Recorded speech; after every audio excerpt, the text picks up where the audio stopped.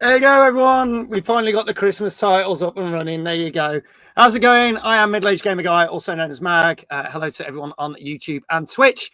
This is another Tuesday night gaming chat, or TNGC as we call it, where we talk about all the latest gaming news and reviews from the last 7, and in this case, to 14 days of what's happened in the gaming world. Hello to everyone who's in the chat so far. Kindred says, evening. Not too early this time. You're still nice and early. You were 10 minutes early. Dave was like, I'm the guest again. Isn't this wonderful? He's not. Bless him. Ems, happy Tuesday. How you doing? Over on YouTube, Danka, good evening. How are you? Flame, good evening. Retro Jazar is normally on YouTube. Has now come over onto Twitch. So I greatly appreciate that. How are you? Great to see you. There you go. I swear by the time we get through all the starting intros, the stream will have ended. It's actually 30 seconds shorter than the usual intro that you get for the other 11 months of the year. So there you go. Gozzo was actually early. Gozzo was the first one. It didn't come up on my screen. God, what time did you get here, Gozzo? Good to have you here. Dan GameTech says, wait, Dave's the guest. See you next week. There you go. And that's why we can't have Dave Johnson on the stream every single week. There you go. 8:45. Oh, there you go. You were nice and early, Gozzo. Falco, Bing Bong. What are you playing tonight? Not playing anything. It's the talk show tonight, folks.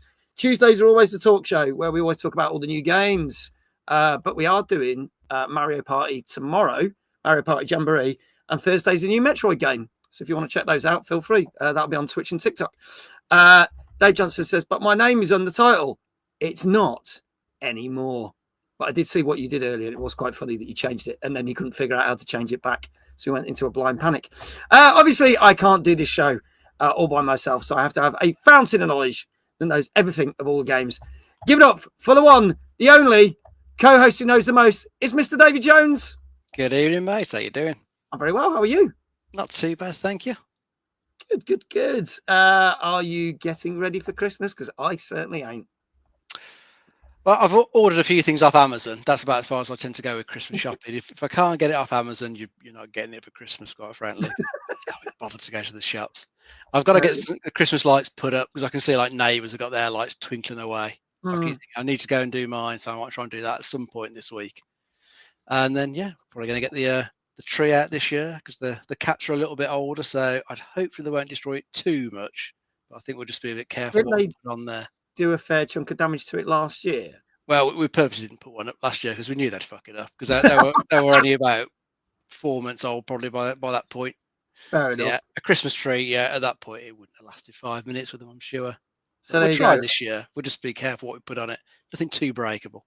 And you know what the NSPC is? It the NSP National Society of Prevention? Oh, that's cool. It's a children. NSPCA would say. I fucked that joke up already. But a Christmas tree is not just for Christmas; it's for life. There you go.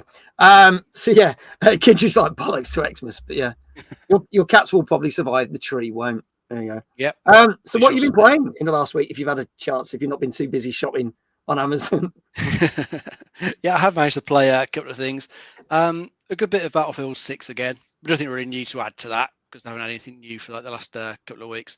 But then I have been quite enjoying a mod on the PC. So I don't know if you recall that.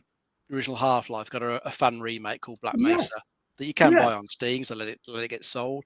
That in itself was really good. But then another team have built a mod into that for the Half-Life Blue Shift expansion. So I don't know if you remember that one. There was a you're a security guy.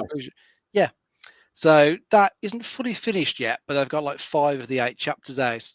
And I'd kind of heard about it a while back, then completely forgotten about it. But then it kind of came up in my YouTube feed about a week or so ago. Just to say that they'd done a lot of work on the 5 chapters that they got out now. So I thought, you know what, I'll have a look at that. So popped into the Steam Workshop for Black Mesa, found it in there, added it, and been playing through that. Nearly finished the 5 chapters, which are very, very good. It completely brings back, memories of that type of FPS that you just don't seem to get anymore. And almost the big AAAs are taking FPSs like to live service or open world.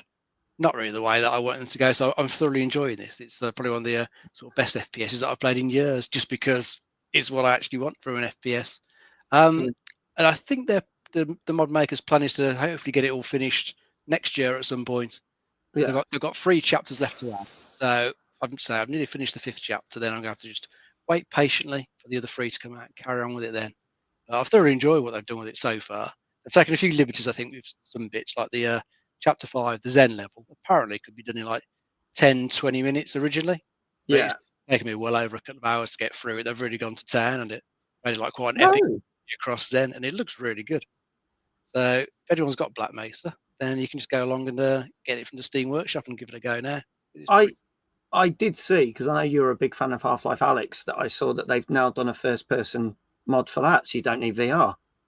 Yeah, you can play it on flat screen. I don't know if it would be any good on flat screen, really. Because I've seen someone play it. It looks all right. Yeah, so I mean, the thing is that it was purposely designed for VR, so some of it might not feel quite as good as you'd perhaps expect compared to like the Half-Lives. If you were to actually play that one in VR, it's fantastic. Still the best VR thing I've ever played. I think it's going to be a long time before anything else can manage to top it. Kindred says, I saw someone made a mod for Battlefield 6, one of the old small COD shipment maps, but in Battlefield. So it had 64 players. Oh, nice, because you have got the portal mode on Battlefield 6, where on PC you can create stuff, but you can then share it out, and console players can join in if they can find it, because I think there's absolutely a ton of stuff in the portal mode. That's all right. I haven't played that much this week. Ironically, I got hooked on the whole Simpsons Fortnite thing, and I don't really play Fortnite, but I love the Simpsons, and it's the first time ever that I've completed all the levels, like done the whole pass. Oh wow! Ever. And then loaded it up the other day, and they changed it all, and I haven't touched it since. So I'm shit. But yeah, so I only played it because the Simpsons in it. But I was playing a game that we are going to talk about tonight, which is Marvel Cosmic Invasion. And there's another game that we're also going to talk about because there are 2 games that are very similar. So you've got the Terrifier game, which we'll talk about in a bit, and Marvel Cosmic Invasion. And I might be getting a copy of the Toxic Crusaders game, which is also very similar to that. So we're getting 3 of these games in succession. So it's going to be interesting to see which one's the better one out of all of them. Kindred says, I've been playing Marvel Cosmic Invasion game today, trying to do all the achievements. There you go, trying to hammer through them. But yeah, I enjoyed that last night, but we'll talk about that a bit later on. Shall we bring in our guests? I think we should. So, folks, for the first time ever, the Horror Game Awards, which has been running for a number of years now, is going to be taking place live in Kensington in London on Saturday, the 13th of December. For those lucky few that have managed to will go there, it's going to be a fantastic evening. But you'll be also be able to watch it live on a number of co-streams. We're kind of biased. We love the wonderful Chaotic Neutral on this channel. So do please, if you want to watch it live on her channel on Saturday, we'll stick links in the Discord so you can watch all the winners as they are announced. But we have got 2 of the people that are responsible for the awards who have been with it since the beginning. So please welcome Phil and Will from the Horror Game Awards. Good evening, gents. Evening. Hello. Hi, guys. How's it going? Yeah, not too bad. Not bad at all. Mm-hmm. And so you're like, I know I nearly scared Phil earlier, but like you're just under 2 weeks away. How are you feeling? Because it's your first ever live one. No. Let's get it right. Because it's the 13th when it's happening, and it's the 2nd today. I have it in my head as like 13 days, 2 weeks. You said, "Oh, you're ready for next week," and then I immediately had a heart attack and everything. And then I realized, it is actually next Saturday, so it is technically next week. But don't do that to me. Sorry. I promise I won't come up to you at the event and going, "Are you going to be all right in an hour?" I won't do that to you. Oh gosh. Oh dear. But yeah, how's it all coming together? Because obviously you've run it for a number of years. It's always been a thing that's been online. And what made you do the jump to officially go live? Was it like the point where you gone, well, people recognize this as a big awards now, so now we gotta? Was that kind of the idea behind it? I mean, that was kind of what we were planning to do. I think eventually, like the transition to it, and then what happened this year was more this opportunity kind of fell in our lap, and we kind of had to, and then it was like, I mean, we'll talk more about it in a sec, but like, just once it happened, and it's like, okay, we've got the opportunity, this is all going ahead, it's official now, and then it's like, oh shit, we're doing a live show. Yeah, no, it was we'd sort of planned it from for when we first started, we've sort of talked about maybe year 5 we'd start to look at something very small, physical venue, and then go from there. But we were talking. I made a connection with Lost in Cult, and we were just chatting about things because obviously they've just launched their new physical media side. Yes. So we're just talking about horror games and stuff that could potentially be connected with them. And then the question was just posed is like, why don't we just sponsor you guys? And it was like, okay, like in what capacity? And then it was like this, and it was like, okay, I guess we're going live this year. And it was, it's just one of those things of like, we could have held back and just said no. And we don't know how long it might have taken us, but being able to go straight in now with a live show, it was sort of like a no-brainer, really.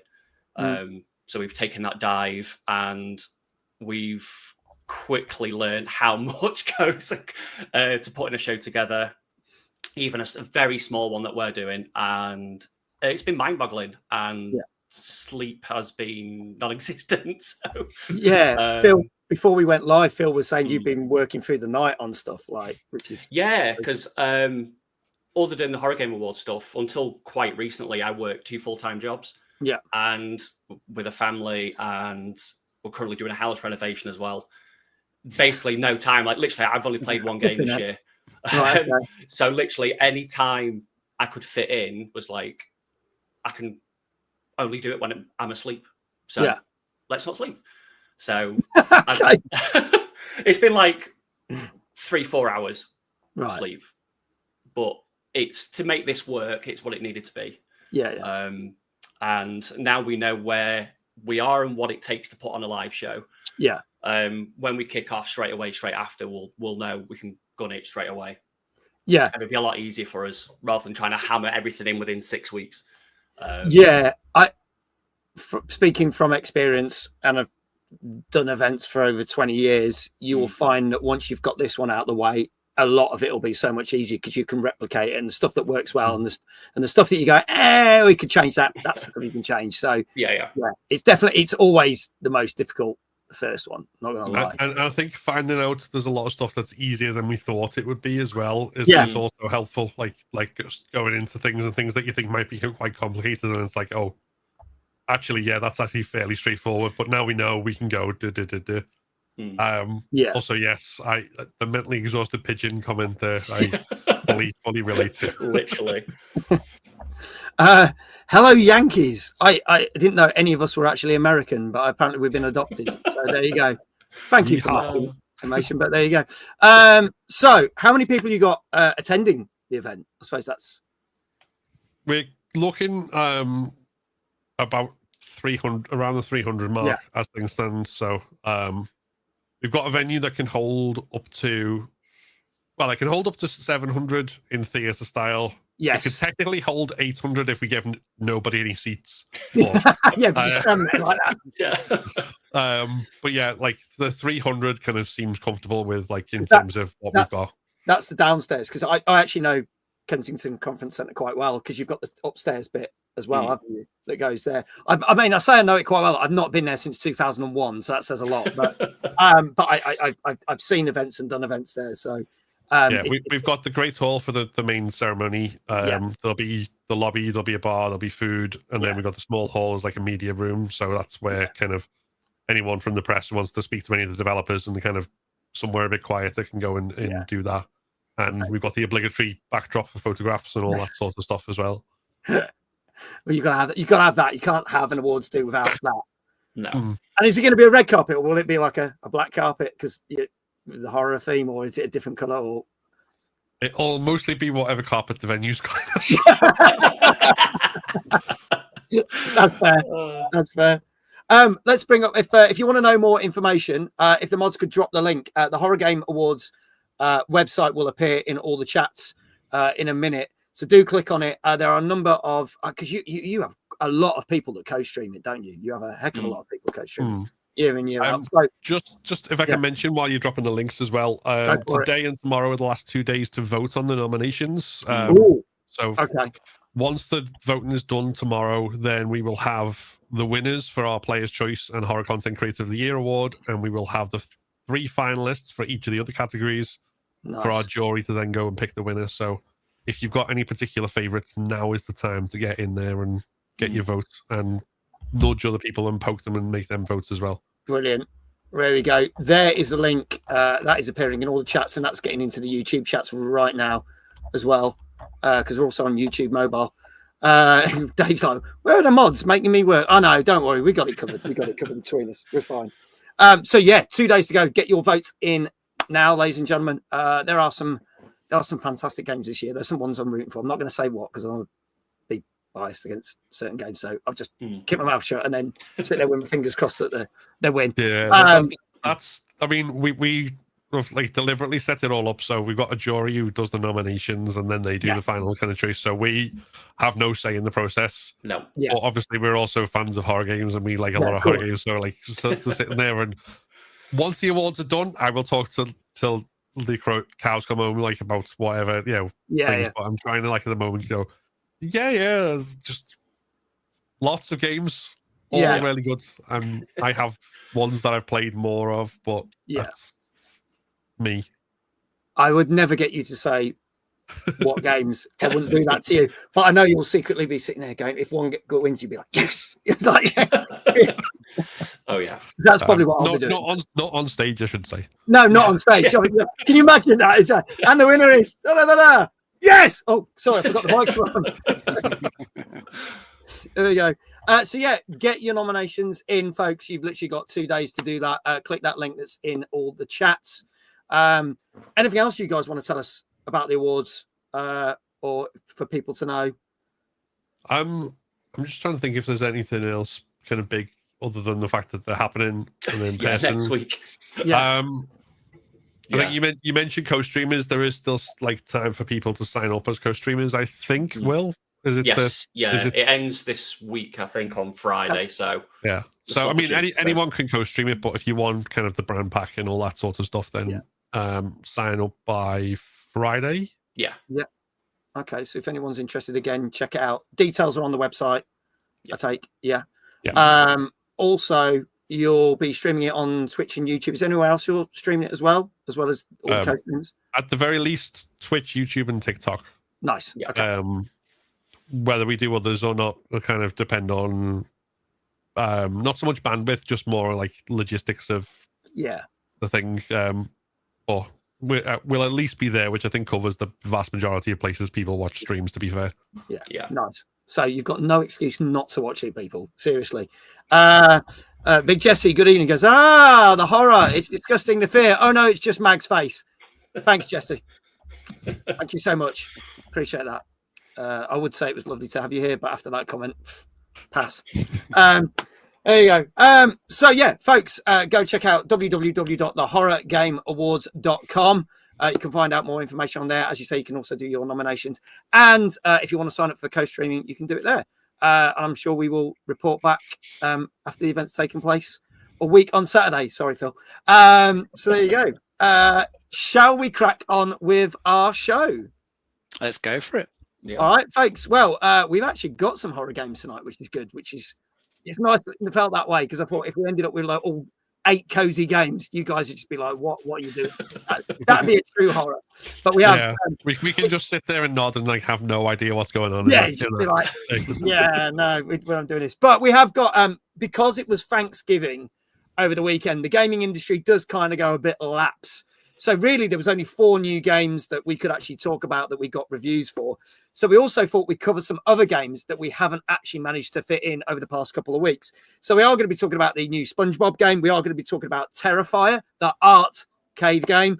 We're also going to be talking about Project Motor Racing that came out. And obviously a game some of you may have seen me stream last night, which was Marvel Cosmic Invasion. We're also going to be talking about the fact they've announced a new Far Cry TV series. And the fact that CD Projekt Red pretty much reckon they can knock out 3 new Witcher games in 6 years.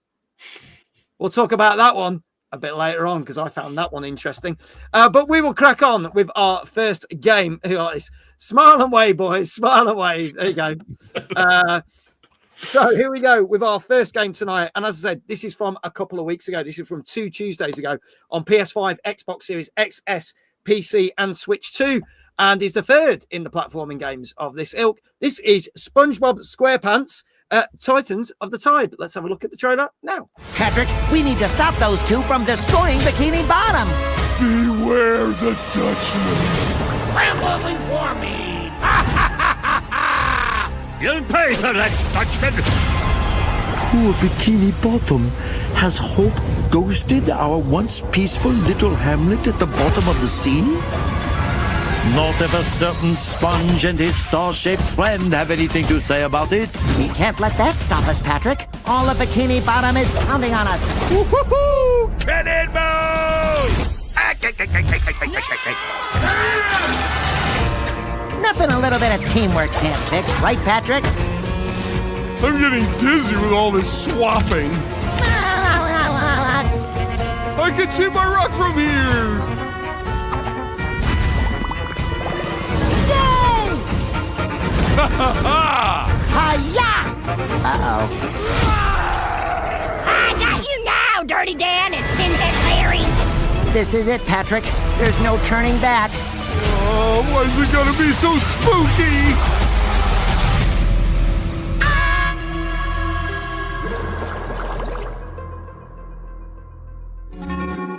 Every journey starts with a single step.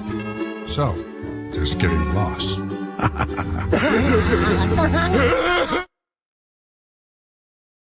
Thank you to David Hasselhoff for that very important message. He cleared it all up, didn't he? He did. This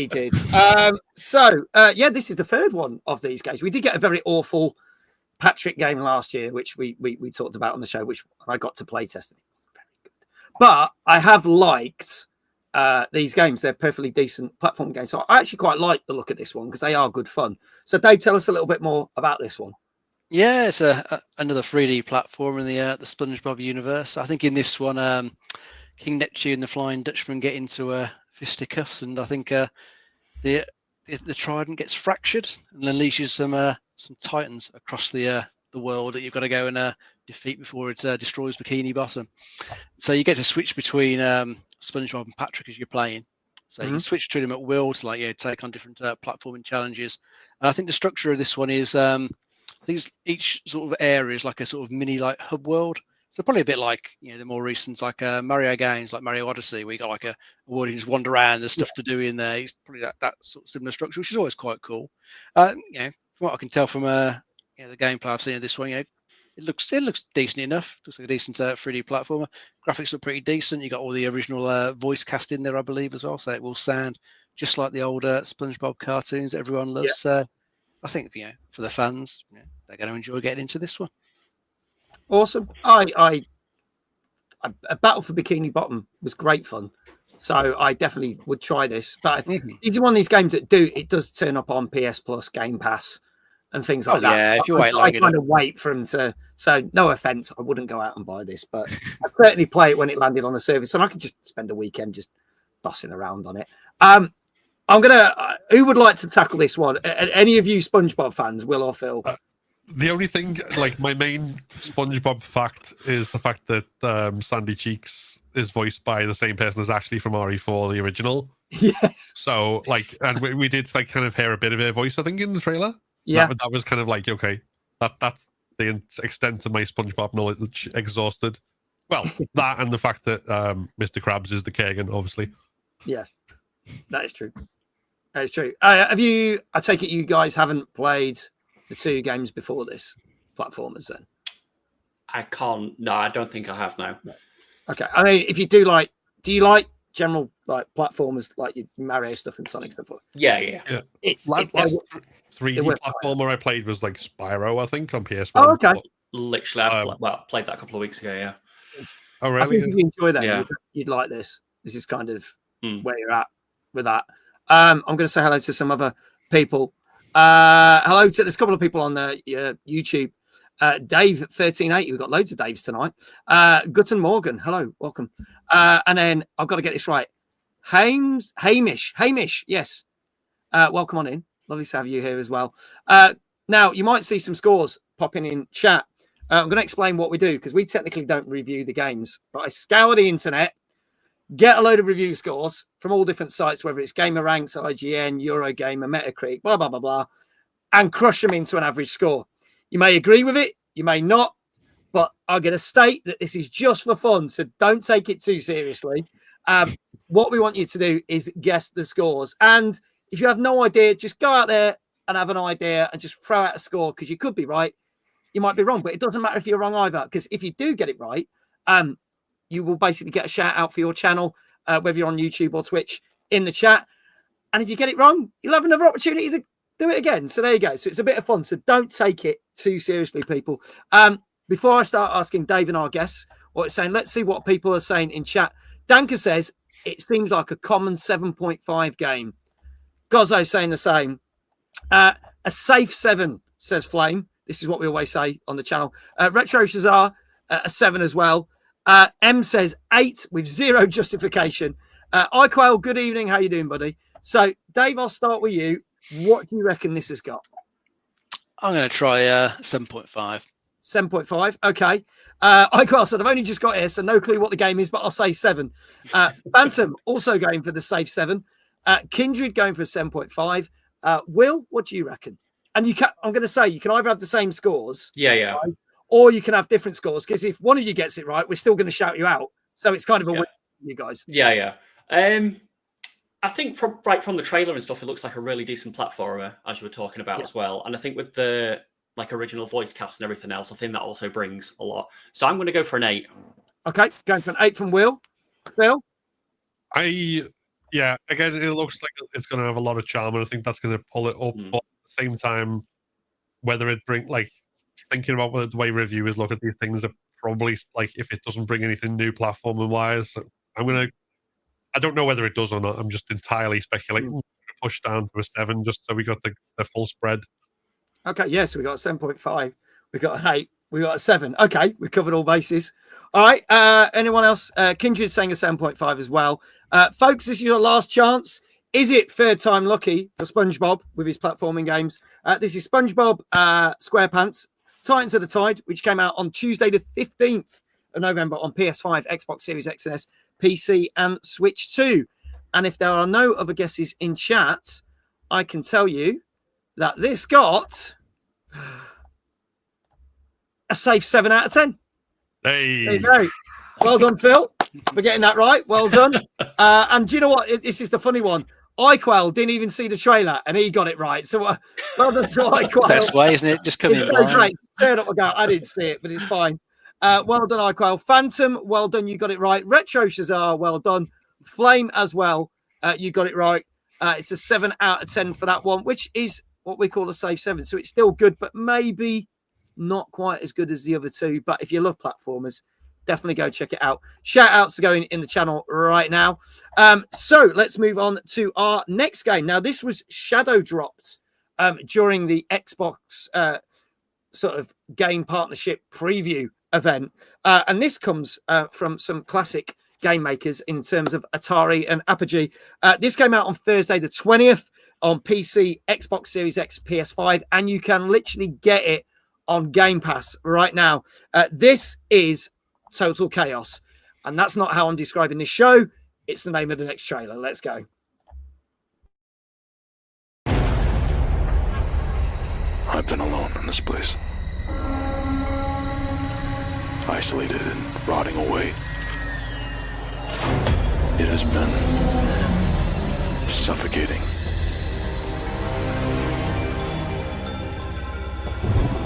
I've lingered here far longer than I ever meant to, retracing old steps and replaying every moment, wondering where it all fell apart. But why? What's the point? You can't rewrite what's already happened.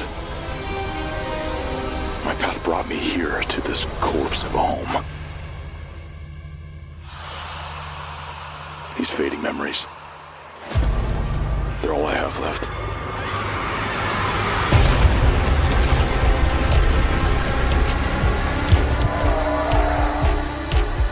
You fought so hard not to drown.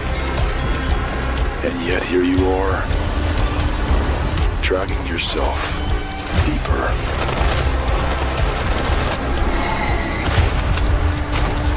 It feels familiar, doesn't it?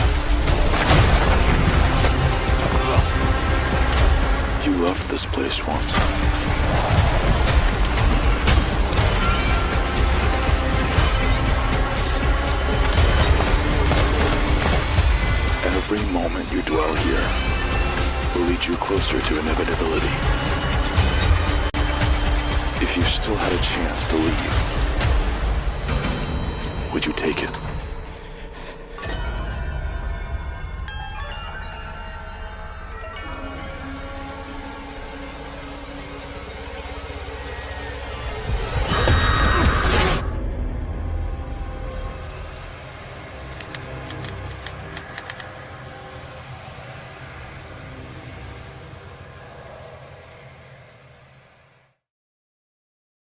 There you go. So that is Total Chaos, which literally shadow dropped and came out on Thursday the 20th. And you can get it on Game Pass literally right now and go check it out. So Kindred says, where's the fun not playing this in the dark? True. So this obviously comes from quite a few old school studios, because we've got Infogrames, we've got Apogee, we've got Atari involved in this. So Dave, tell us a little bit more, because I was very intrigued when this got announced. I was like, oh, I look forward to playing this in the new year. And then it was like, boom, here it is. Yeah, there you go. You can get stuck in there if you want to. Yeah. It's it looks like a decent sort of FPS survival horror. So it's set on an old mining colony called Fort Oasis. Your characters got drawn there by, I think, some radio transmissions, and and these are sort of pulling you forward into the old mines, trying to sort of discover what's going on there. So it looks pretty decent from what I can tell. They've definitely sort of kept to the pretty much brown and grey colour palette for the entire game, because there's just no other colour in there that I can see. But it seems to fit it pretty well. It gives it a sort of good dank, sort of creepy vibe, doesn't it? And from what I've been reading, it's got pretty good atmosphere to it. Good tensions you're playing through it. Combat looks pretty decent. Looks like a decent mix of melee and gun combat. Yeah, it looks like it should be all right. It looks like a sort of old school FPS survival horror game. Again, something you don't really seem to get a huge amount of these days, but it's nice to see some of the older companies still making them. Yeah, I think it's probably worth a look. Yeah, I remember having lots of games by Infogrames back in the days of the Spectrum and Amstrad. Now showing my age, but then obviously Apogee was known for Rise of the Triads, and obviously I had tons of Atari games, as Dave knows, because I had the original. I still got the original Atari 2600. So yeah, Blaze guys. So all them three come together. I'm like, ticks the boxes for me. Now, obviously, our first of a few horror games tonight. So I guess this ticks the boxes for you guys. Definitely. Yeah, I mean, I've actually got a copy of this because the YouTuber Under the Mayo, who people may or may not know, was very kind enough because he worked on the game to provide me with a key for it. So it's actually Total Chaos was like a total conversion mod for an old Doom, and then this is a remake of that. So that's where there's like a very interesting kind of like pedigree as far as that comes. But all that kind of survival horror, resource management combined with FPS shooter thing. Like I say, I haven't had a chance to play it yet. I've got like a list of games that kind of next in line that I've got keys for or bought or whatever, which is this Flesh Made Fear and Echoes of the Living. I think it's the next three on my list to play. But it's definitely one of those that like kind of immediately made me go, yes, very much. Yeah, I do. I really like the look of this. Yeah. Will? I think we've actually featured it in one of our showcases, I think earlier this year or last year. So we have been definitely keeping tabs on it. It's one of those that's, as Phil mentioned, it really good PCAR interest in it. So it's good to finally see it, because I think it was announced to release a lot earlier this year and then it got delayed. Okay. But no, it's good to finally see that it's come out. So okay. All right. Well, let's see how it did. Already got some scores in the chat. Danka saying 8 out of 10. Gozzo, 8 out of 10. Sticky Knievel. Hello, Sticky Knievel. Welcome on in. How you doing? Lovely. 8.5 out of 10 from Sticky Knievel. So she's pretty hyped for that one. iQuell saying a 7.5. And Ems is torn. She's like, oh, I'm in between a 7.5 and 8. I can't do a 7.75 because it just messes up the whole system. But but she says, but I'm saying an 8. There you go. Dave Johnson says 8 terrified mags out of 10. Thank you, Dave. I just probably would scare the shit out of me. I'm not going to lie. I'm going to see if we can fit this in for a stream in January. I know it's a bit late, But there's not that many games that come out in January, so I'm going to see if there's a couple of games that I've noted, see if I can chuck them in before we get into all the new stuff that comes out. Ems is definitely saying 8. Retro Shazar 8. Everyone's going for 8s here. Kindred 8. Flame 8. Em said I had to bump it up to an 8 for the amount of times I'll probably poo my pants playing it. Will, we'll start with you this time. What do you reckon this got? I think I'm going to have to go with the crowd and say 8. Okay, you're going with an 8? Disagree, mate. Yeah. Okay, Phil? See, it's a tough one because I've seen a lot of like extremely positive reviews.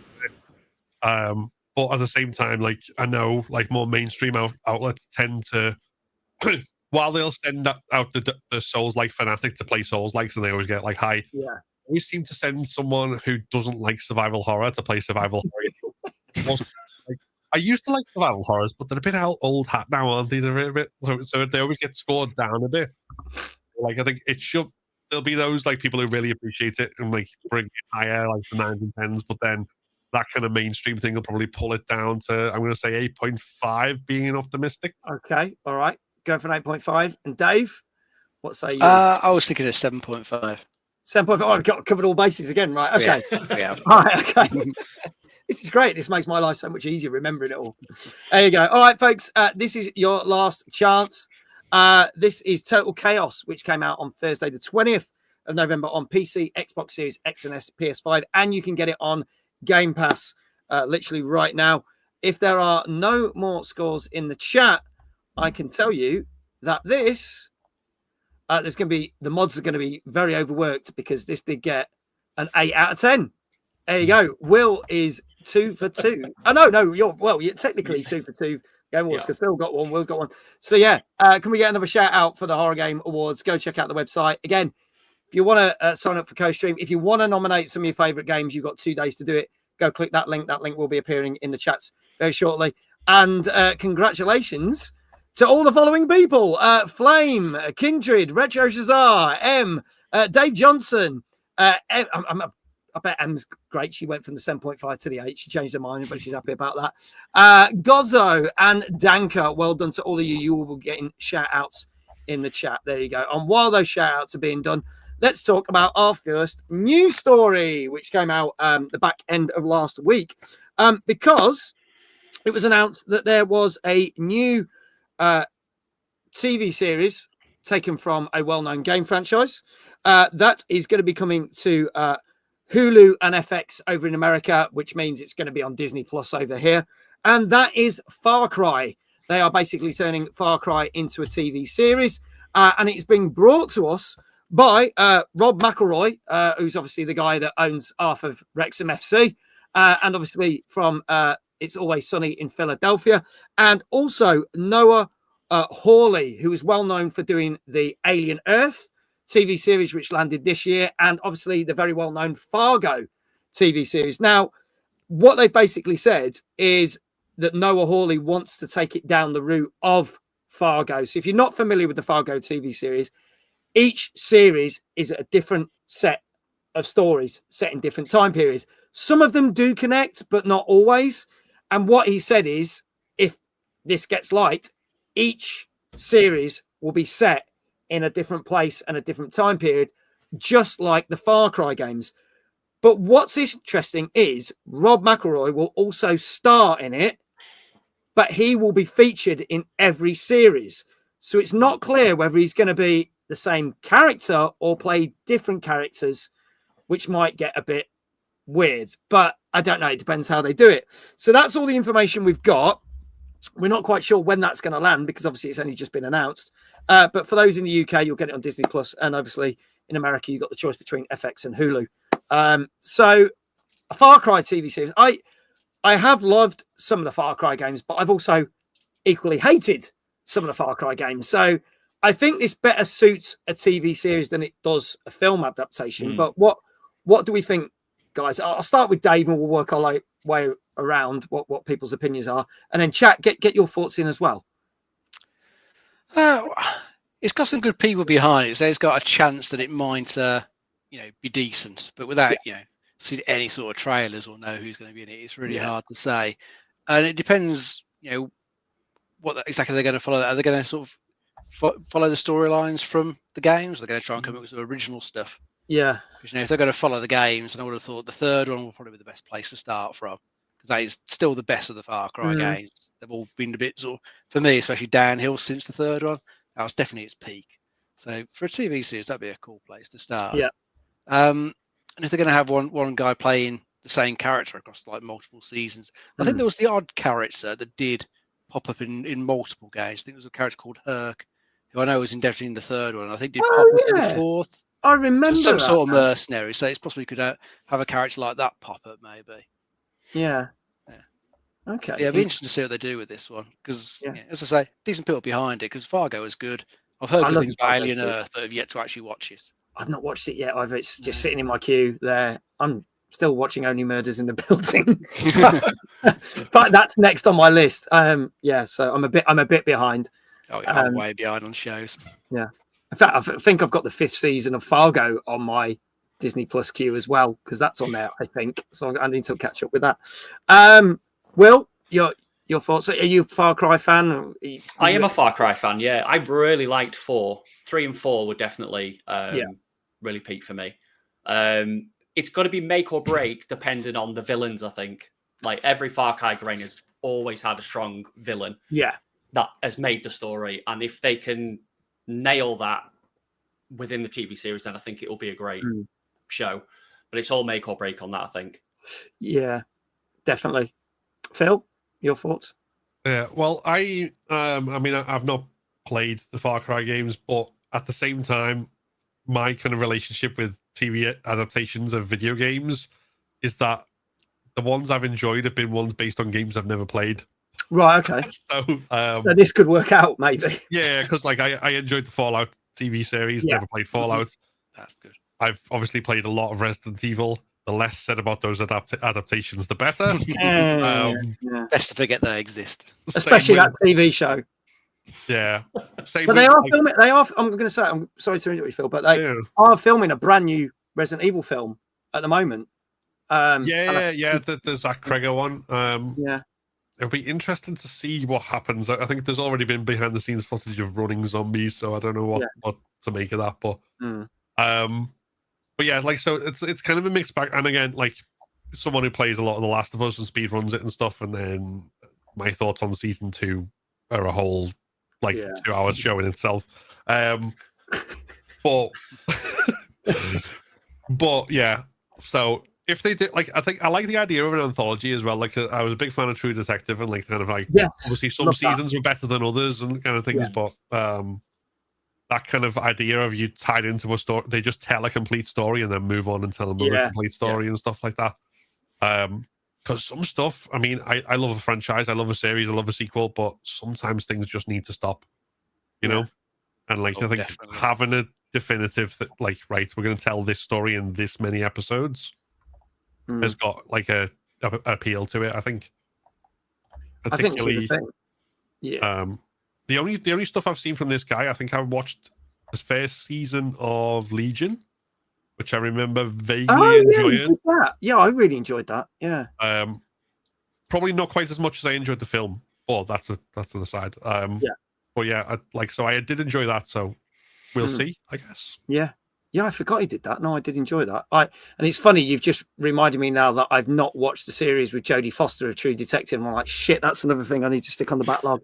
I'd say that 1 and 4 are the 2 best seasons. Yeah. Like, then I might be getting this wrong. It's been a while, so I think it's 1, 4, 2, 3 is my kind of preference order. Okay, I think. Yeah, I'll have to. Because the Jodie Foster one's number 4, isn't it? Right. Anyway, we're going off topic. But anyway, I need to watch that. That's the only one I've not seen. So we'll do that. Right, let's see what people are saying in chat. I haven't played the games enough to have a huge opinion on it, but I think TV adaptations have come a long way. Just look at The Last of Us. Yeah, season 1. And Fallout. Now, Kindred's got a good point. The one actor appeared in every season of American Horror Story as different characters, so it could work the same way. That's true, because they also had different people in multiple different actors and actresses that appeared in multiple series of American Horror Story. So yeah, that could work exactly. It doesn't have to be that thing. And in fact, there was ones where then they played characters they'd been before and they tied it in, which made it even more confusing. So it was the same person playing different characters, but it did work. It could work. However, it would make them easier to cancel the show too if it's not connected every series. If it doesn't work out, true. But we'll see. Icol says, I want to know when they adapt Blood Dragon. That was the best Far Cry. That was the one set in the science future with Michael Biehn from the Terminator and Aliens. That was great fun. That would be a cool one to see on the TV. Yeah. Whether they do that or not, I don't know. So we'll see. We'll see. But when we find out more, we will talk about more of it on this very show. Let's move on to our next game of the night. This came out on Friday, the 21st of November. Now, I got sent a copy of this, and I was in two minds to stream it. And in the end, I decided not to stream it. But I did play it for the whole 2 weekends ago. This came out on PS4, 5, Xbox Series X, S1, Switch, and PC, and it's based on the very much loved horror films that have been coming out over the last 3 or 4 years, I should say. This is Terrifier, the art cade game. Let's have a look at this. I love it. It wasn't easy. Thank you.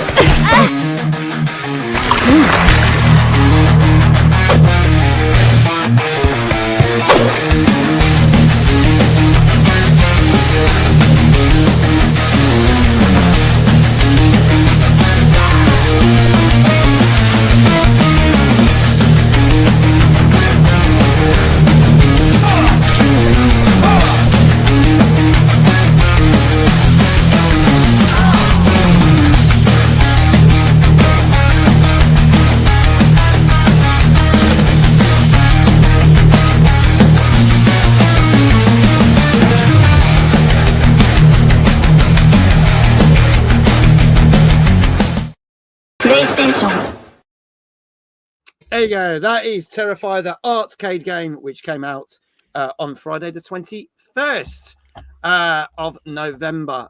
So I played a fair chunk of this. And Ems says the one thing she does know about the music slaps in the game. I will say the soundtrack for the game is very, very good. But this is the first of 2 side scrollers that we're going to be talking about tonight. So, Dave, tell us a little bit more about this one. Yeah, this is a retro-inspired side scroller. So, you think back to your classic like Streets of Rage games or the more recent Ninja Turtles, Shredder's Revenge, that type of game. This is, I believe, an original story in the Terrifier sort of universe. It's not trying to follow any of the films, but it's one of those ones where some film producers are trying to make movies about Art's antics that he's been up to, all his murderous sprees he's been on. Yeah. But him and his cohorts don't want that to happen, so they go to the film sets and basically try to kill everyone to stop it happening. Gameplay, I saw of it the other day. I didn't actually think it looked like a very good side scroller. It looked quite sort of slow and a bit boring, to be quite honest. I can see it's got the the style there for the characters from Terrifier. So you got Art and whoever the other ones are. I didn't know who the other characters were. They are. I didn't know who they were. Yeah, but I just thought the gameplay just looked very sort of slow and say very dull. And whilst it's got like its sort of gory finisher moves, they looked a bit sort of awkward to pull off. Graphic wise, it doesn't really look anything particularly special. As you say, we've got another type of this game coming later, and that to me looks like the better one. Well, we'll get to that. We'll talk about it more then. But this one just looks quite weak. I think it's probably one more for the fans. I think probably everyone else will probably just ignore it. Yeah, something better to play. So one for the fans only, I would say, for this. Okay. Who wants to take this one first? Do you want to go, Will? Volunteers. Yeah, no, I don't mind. Because I think they've also produced some other games. I think they did a Halloween one.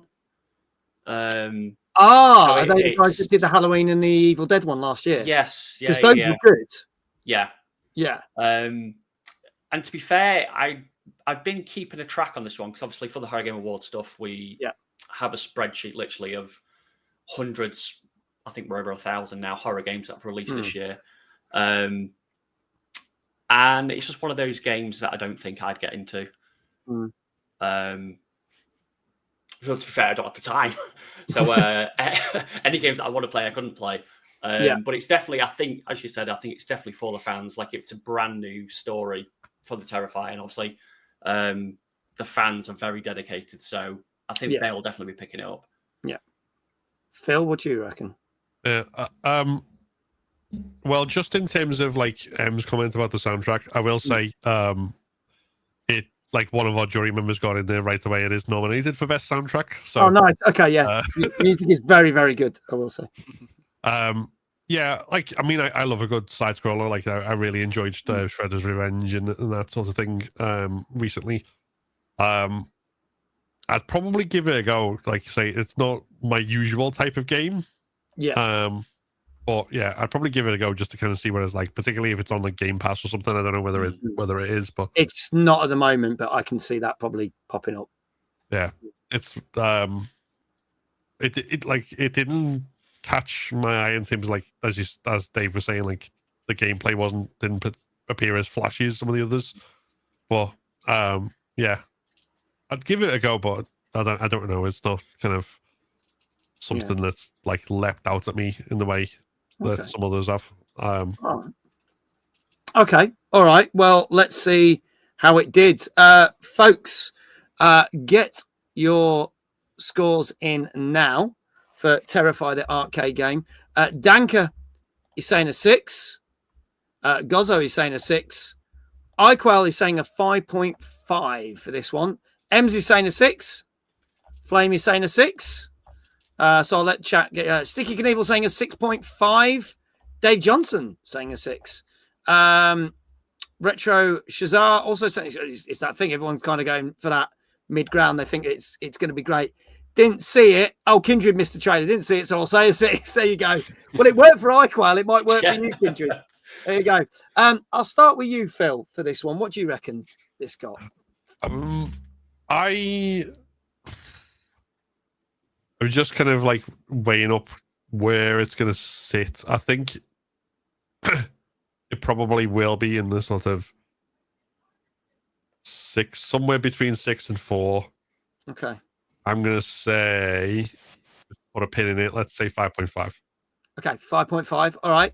M says, I don't know many games like this that score especially highly in reviews, so we'll have to see. Dave, what do you reckon? I'll try a 6 for this one. You're going for a 6 as well. Okay, following the chat. Will? Yep. I think to make a nice even spread, I'm going to go 5. Go 5, right? Okay. I like how you're working this. Like they haven't even planned this. This is nice. It's good. Okay, folks. Last chance. This is Terrifier, the arcade game, which came out on Friday, the 21st of November on PS4, 5, Xbox Series X and S, PC, and Nintendo Switch. And if there are no more scores in the chat, I can tell you that this got a 6 out of 10. Nice. So it did okay. I'm going to say it's one of those games that you'll play in a weekend and then probably never play again. I enjoyed it. I completed it on my first run. So it's not that difficult. I didn't know who the other 3 characters were. I'm not going to lie. But there are some interesting special moves and things you can do. But once you've used them up, because there's only 3 for each character, you're kind of like, you've seen it all. And I did play some of the other modes, like the never-ending wave mode, and I got to wave 50, and I kind of got fed up because apparently it goes up to 100, so I got bored of that. And there's a boss rush mode. But because I completed the game on the first run through, I was kind of like, I can't see me playing this again, unfortunately. It's like, it's a bit of fun. So it's okay, in my opinion. I don't know whether it deserves a 6 or not. I think it's slightly less. For me personally, it is a bit slow and it is a bit chuggy compared to some other fighting games, like say like Shredder's Revenge. It's a bit. So there you go. But the reviewers gave it a 6 on average. So if you like the look of it, go check it out. But I'd say wait until it turns up on a service to get it, or wait until it's in a sale or something. So there you go. Get the soundtrack on Spotify. Yeah, play the soundtrack on Spotify. Because do you know what? It's probably what was keeping me going through it, especially the horde mode.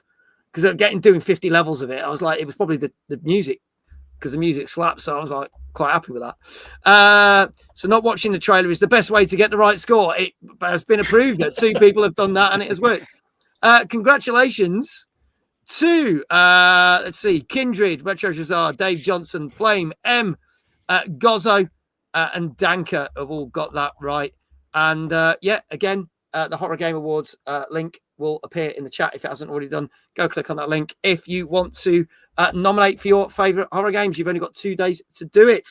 Moving on to our fourth game, which came out Tuesday last week. We're slowly catching up now. This came out on PC, Xbox Series X and S.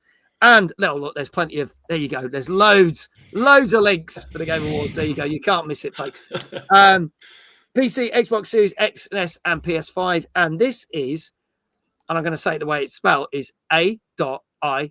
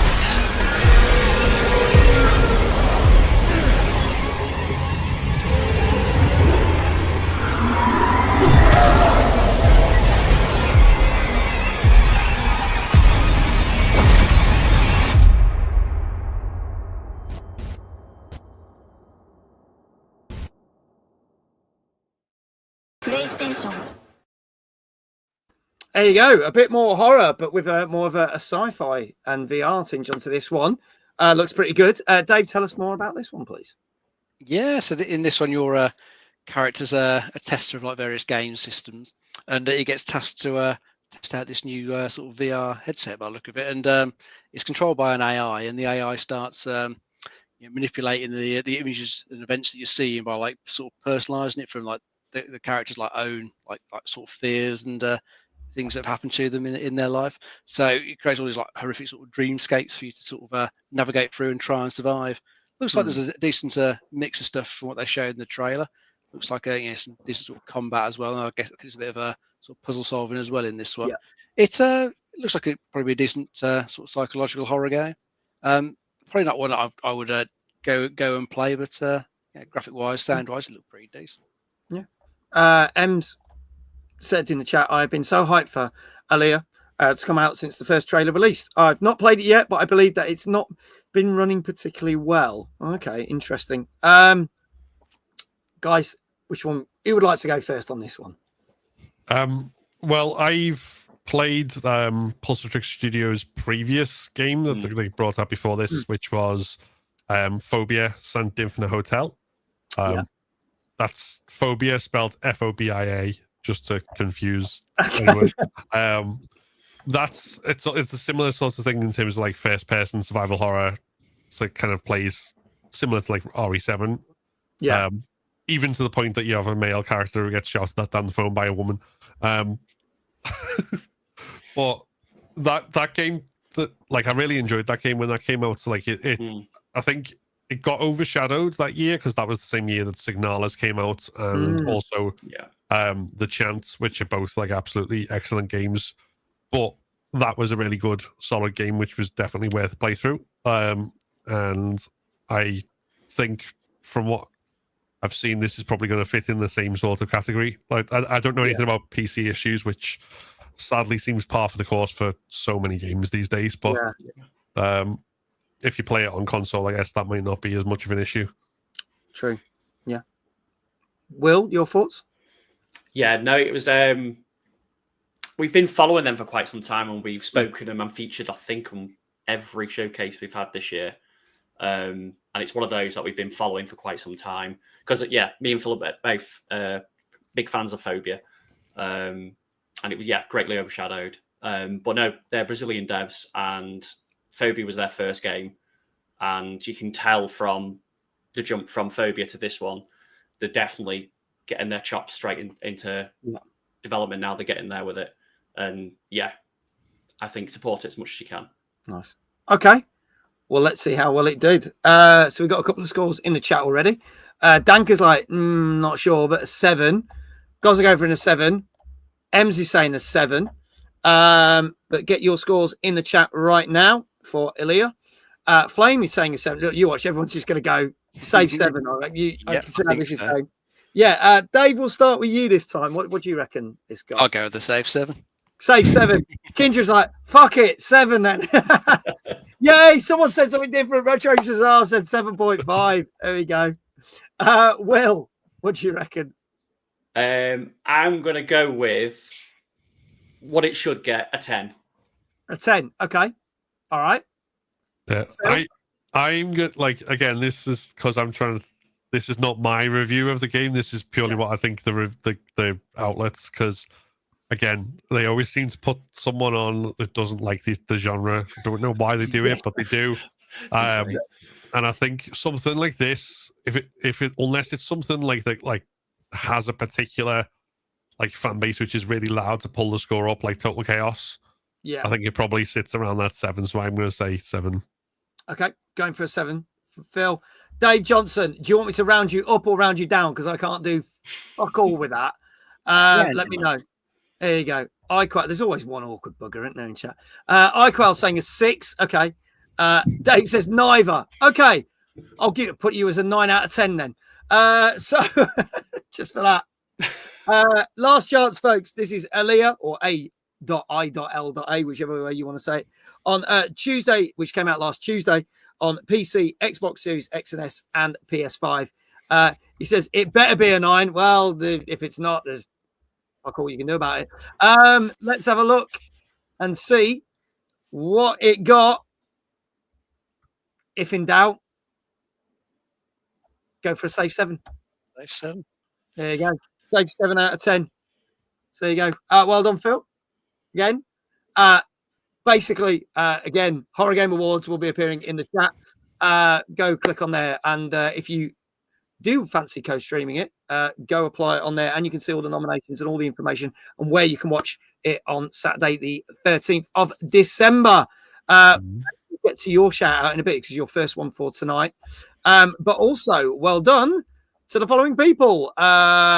Kindred, Flame, Ems, Gozzo, and Danker. And do you know what, Dave Johnson? Go on, give yourself a shout out just because I deliberately went for a fall there because I'm the only one who knows the scores. So there you go. Now, Dave isn't a streamer here.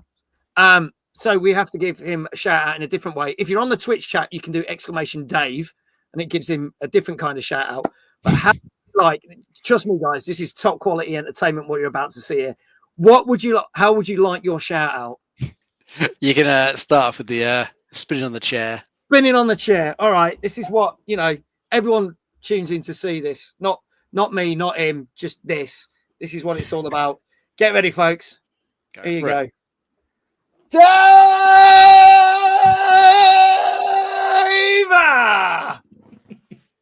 There you go. Production values, eh? Do you know what? We really pushed the 2 pence budget up to 4 pence this year, didn't we? We've done really good. We've done really good. Dave says, I hate this bit, I know, because he's like, bloody hell, my ears.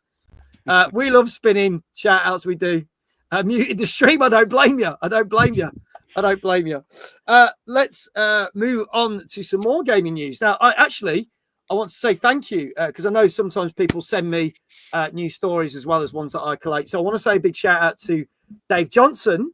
It's just muted the stream, so he probably won't hear this because he was the one.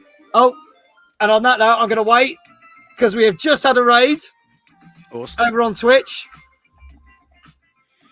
Oh, a little dance. Hello to Atomic Moonchild. Thank you so much for the raid. Welcome on in, everyone. How's it going? Vamp Queen, how you doing? Lovely to see you. Welcome on in. Mooney, lovely to see you. Great to see you. Supernova, hello. Little Smoke Storm, welcome on in. You lovely, lovely people. Welcome on in. This is Tuesday Night Gaming Chat, and I am here with my co-host Dave and our guests tonight, Phil and Will from the Horror Game Awards. There. Thank you so much, Mooney. If you are watching on Twitch, there's a little heart that's just appeared on the top of the Twitch chat. Go click like because she is awesome. And she's also one of the amazing team that helps put the Twitch Manchester events together, which we've got to do next week. There you go. She says, hi, fellas. There you go. Thank you for the shout. You're very, very welcome. Welcome on in, everyone.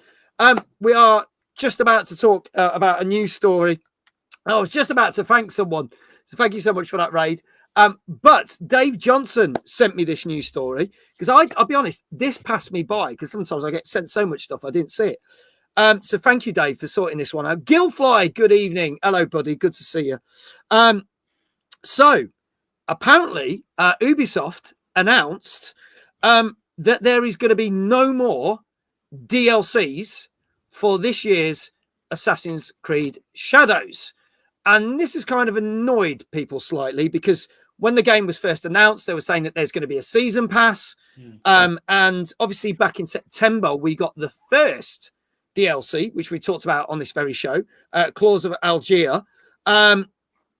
And they basically had already announced that the season pass wasn't going to happen. So anyone that had kind of bought that, they kind of then refunded that to the people and then gave them this DLC in September free of charge because they've stated that there's going to be no DLCs, no more DLCs. The weird thing is, literally 2 weeks ago, they brought out a DLC for Assassin's Creed Mirage, which came out 2 years ago. So that got its first DLC. That game came out 2 years ago. Obviously, it's a lot shorter game than the new Shadows. But people are kind of like, well, if you've done a DLC for that, why aren't you doing for that? Because for another one for Shadows, because normally you get, with a lot of Ubisoft games, you get 2 or 3 DLCs. And with the last couple of Assassin's Creed games, that has been the case because with Assassin's Creed Origins, they did 2 DLCs. Assassin's Creed Odyssey, they did 2. And Valhalla, there was 3 and a ton of other extra mission content, which made the game something like 285 hours to complete if you did everything, which is insane because I don't know how many people would actually do that. But there you go. Dan Gametank says, I've got to sneak off, mate. Not feeling well tonight. Get well soon, mate. Get well soon. Have a good rest of stream. Take care. Thank you for being here. At least thank you for being here for watching the first half. Greatly appreciate it. Get well soon, buddy. So this is the funny thing because people now feel a little bit cheated because they're now like, well, if this is the case, does that mean that they're literally, that's it, they're done with the game? Because there was talk of a year 1 pass and a year 2 pass, and now none of that's kind of coming to fruition. And as we saw with Star Wars Outlaws, they kind of outlined when that came out last summer, there was going to be DLCs for that, but you knew that when the last one came out, that's it, game's done. And the last one of those came out early this spring. So it does feel like they've sent this game out to death, which is odd because it has reviewed well and it has actually done better than people are expecting because everyone was kind of like, it's been delayed, it's delayed, it's delayed. Oh, it's going to suck. And it didn't. It didn't. But I don't think it was as well received by the public compared to the reviewers out there. So why do we think this has happened, gentlemen? That's the question I'm going to put out there. Dave, I'll start with you. Chat, get your opinions in and let us know, chat, if you were looking forward to another Assassin's Creed DLC. And if you did buy the season pass, do you feel cheated? Let us know. Dave, I'll kick off with you, my friend. Well, there wasn't a season pass to buy because you mentioned a bit earlier they cancelled that early on with all the delays. So okay, so that got cancelled before the game came out. Yeah. So you couldn't buy a season pass that promised 2 updates. If you could have done, they would have had to do 2 updates because you would have paid for it, or they would have had to refund or something like that. But yeah, they cancelled that a while back.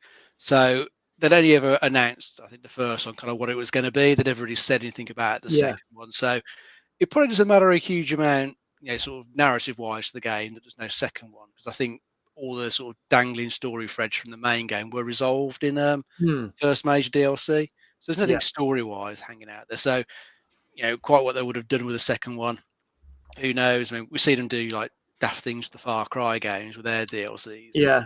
If they were going to do anything like that, it might not have been that good and not worth the wait, because they can be a bit hit and miss, some of these things. Yeah. I think they're still planning to do some sort of more sort of minor updates next year for it.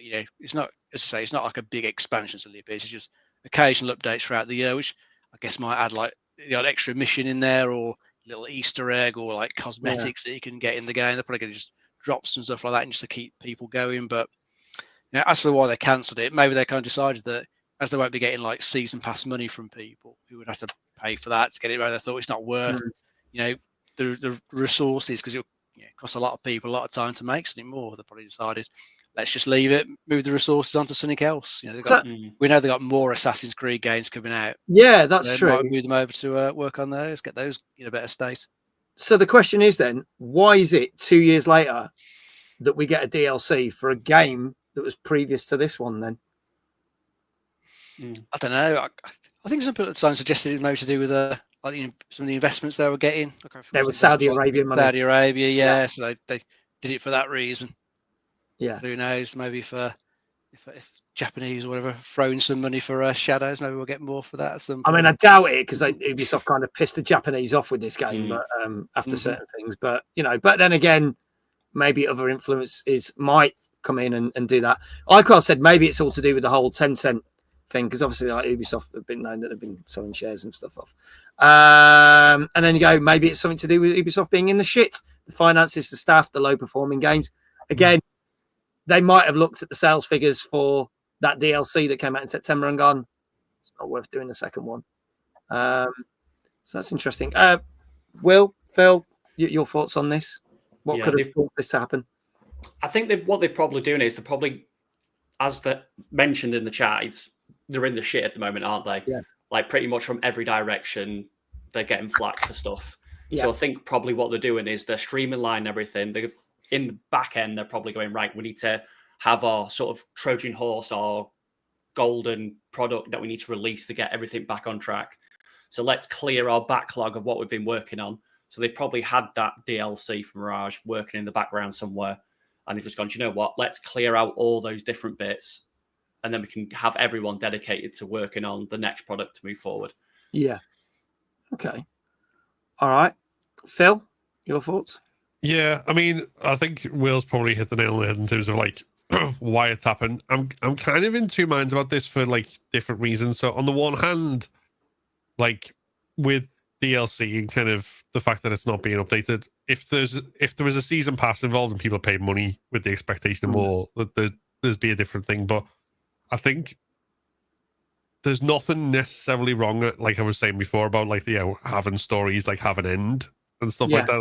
Like there's something kind of a bit destructive about the idea of like that all games need to have this never-ending like stream of content coming out constantly, because obviously that's all kind of fed by the kind of game creation being driven by investors rather than by like developers and like people who actually like enjoy the stories and the art and everything else.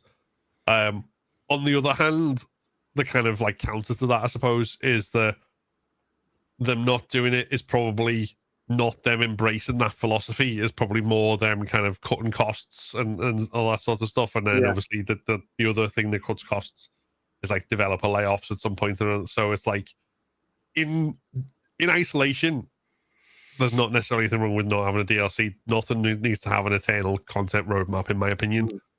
But given everything else that's going on, it's probably a bad sign. Yeah. And that thing is, we're supposed to be getting at the Game Awards the first trailer for the Prince of Persia Sands of Time thing, which has been in development hell for God knows how long, but they're saying it's happening. But that really means that's the only kind of thing that we know that they're doing next year, apart from stuff that they will maybe churn out. iCross says they are moving all their main IPs to the spin-off company. Wouldn't surprise me if they went bump and at some point to write off all the debt and just moved it over to the spin-off company. It's been known to happen. The old. Let's change the name and director to get rid of all the debts and pretend new company tactic. Not just done with games, also done with some gaming events. Just saying. There you go. I've got to get a dig in somehow. I'm not going to say what to do. Yeah, got to do it. I'm going to stay stum now before I get a slap wrist. But yeah, I did like Assassin's Creed Shadows. This is the sad thing. I really, really, really did like it. But it didn't grab me enough to go, oh, yeah, it's Assassin's Creed's back, which is a shame, really. It's just one of those franchises that's been going on for so long now. Yeah. I think you do get to the point where people do get a bit of franchise fatigue. Mm.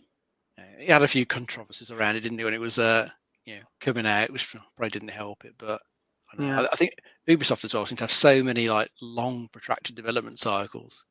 Yeah, I think they're still making Beyond Good and Evil 2 somewhere in the background. That's been what is going for going on years. with that? They Yeah. pissed away 8 years on that Skull and Bones, and that was a bag of crap when it came out. Yeah, bound to be other stuff sitting there in the back taking forever to get anywhere. Money just getting poured down the drain. Mm-hmm.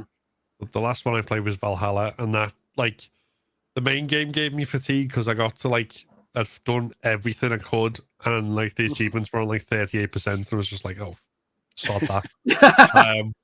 And then I did one of the DLCs or started it, and then just kind of like got fed up and gave up and moved on to something else. So it was just like, and that's my Assassin's Creed experience ended. Yeah, it was like done. I've not even finished Shadows. I've done a fair chunk of it, but I don't know whether I'll get back to. Maybe I'll have some time over Christmas and jump back on it, but I don't know. We'll have to see. He said, do they have any other IPs that can make them money with now as they burn player base too many times? I mean, there's talk of the Black. We talked about this on the show last week. There's the Black Flag remake if it gets actually properly announced because it's allegedly leaked. So we'll find out about that soon. I suppose the only other things, Just Dance is, as you know, is very popular as always, and they'll churn that out every year. Rainbow Six Siege, that's one of the popular ones. Yeah, that keeps going well. Yeah. But they've not really got anything else to. Yeah, there's no new Far Cry been announced, and Far Cry 6 didn't do that well for them, unfortunately. Even though I enjoyed that, I like 6. Yeah.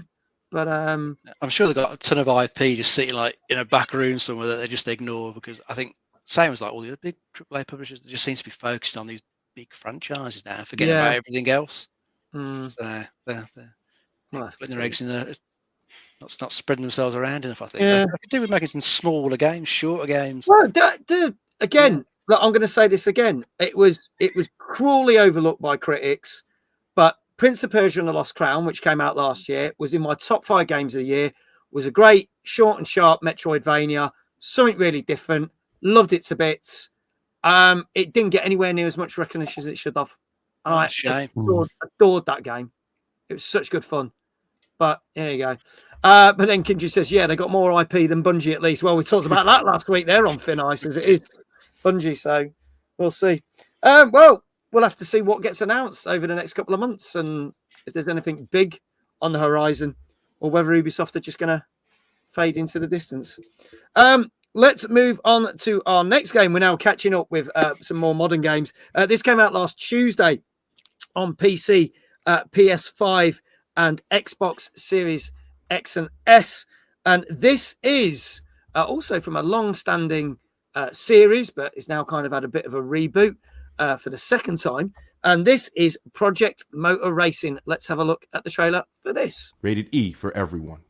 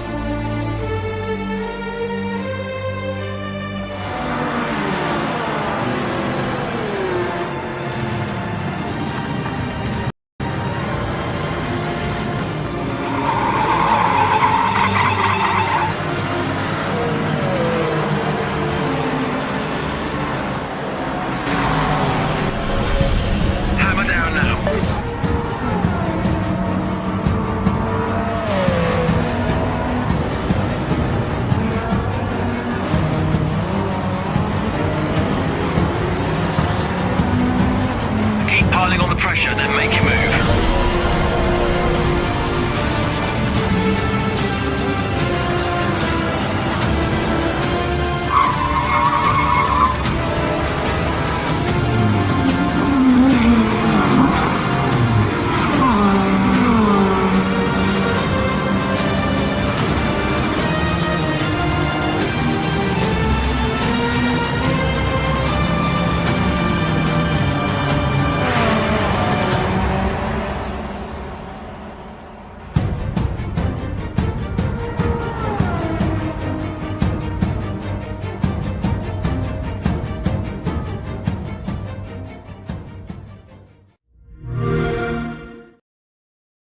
There you go. So that is Project Motor Racing, which came out last Tuesday for PC, Xbox Series X and S, PS5. Dave, tell us more about this one, please. Yeah, this is a new sim racer. This comes from a new studio, I think, called Straight 4 Studios, who are made up of, I think, a lot of devs who used to be part of Slightly Mad Studios, who were well known for the Project Cars series. Yeah. This is kind of like following on from that legacy. They're trying to handle, motorsport across various eras. I think you've got like classic cars, classic race you can take part in, as well as lots of stuff from the more modern era. From what I've seen of it, graphic wise looks pretty good. The cars look decent, tracks look good, audio sounds pretty good. It sounds like it's got like all the components there to be a good racing game and try and sit up there with like the best in the series, but it's just not quite there yet. Because from one of the reviews I looked at, it mentioned quite a lot of bugs are present to the game.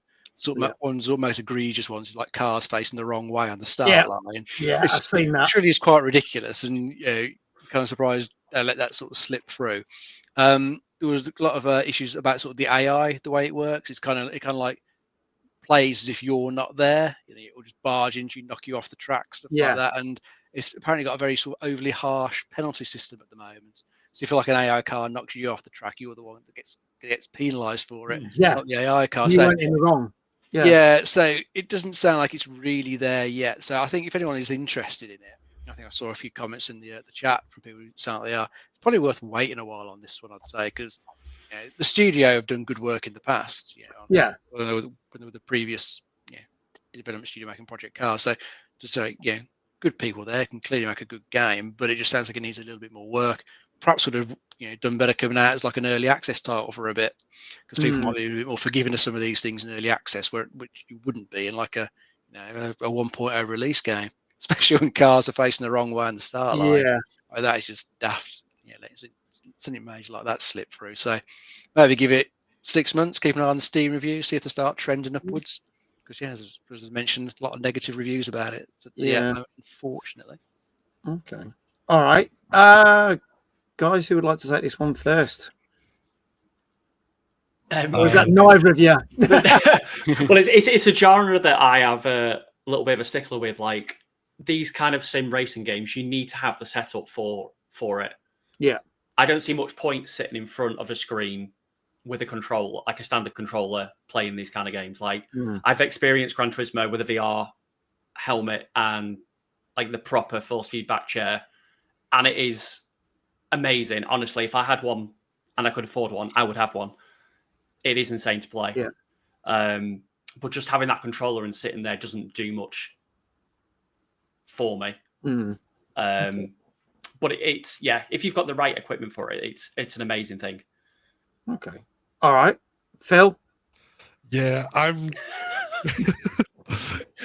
gonna show my age a bit when I say I haven't played a racing game since Road Rash. Hey! Cracking in there.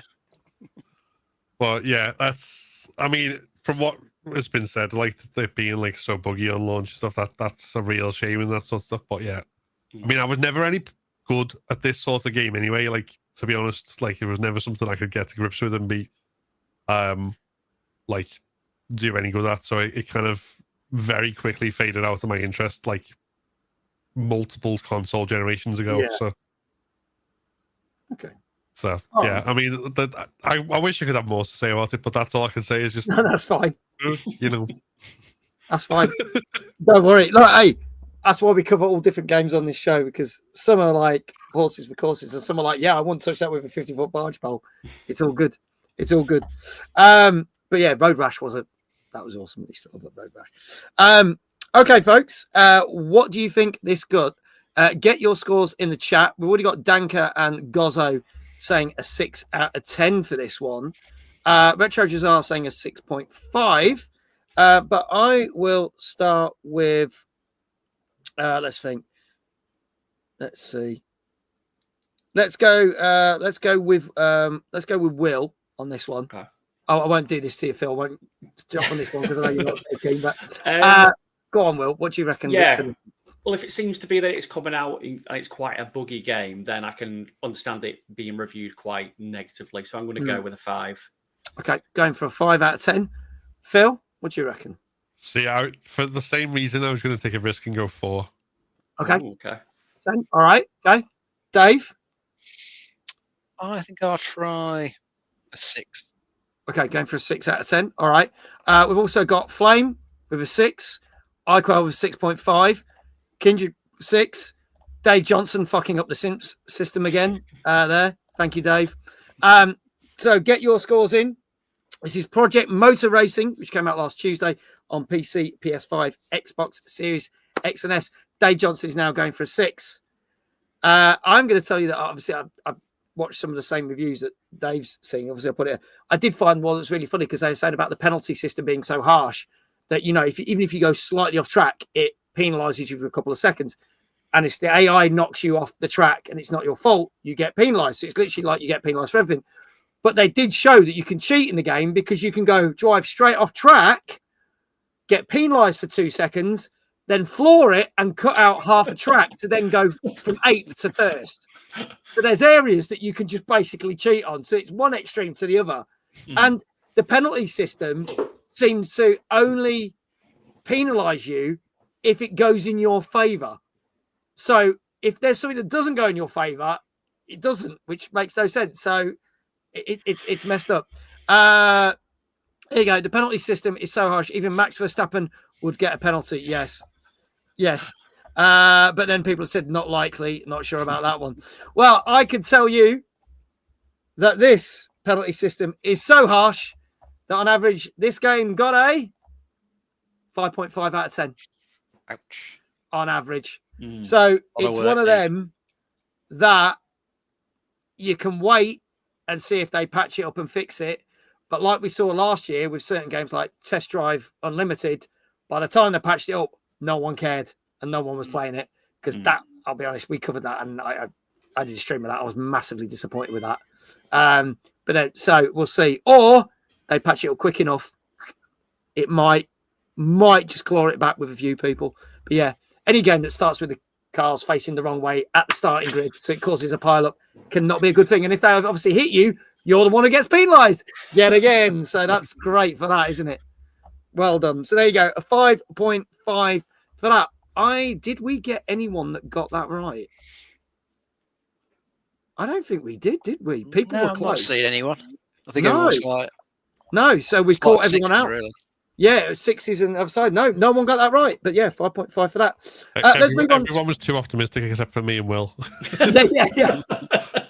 You two were probably closer. You go with the 4. And that. Like, no, I was just write down. Let's just. Let's have a look at our 6th game tonight. This came out on Wednesday. This is on PC and Switch, and this is called Detective. This is Detective Instinct Farewell, My Beloved. Let's have a look at this one.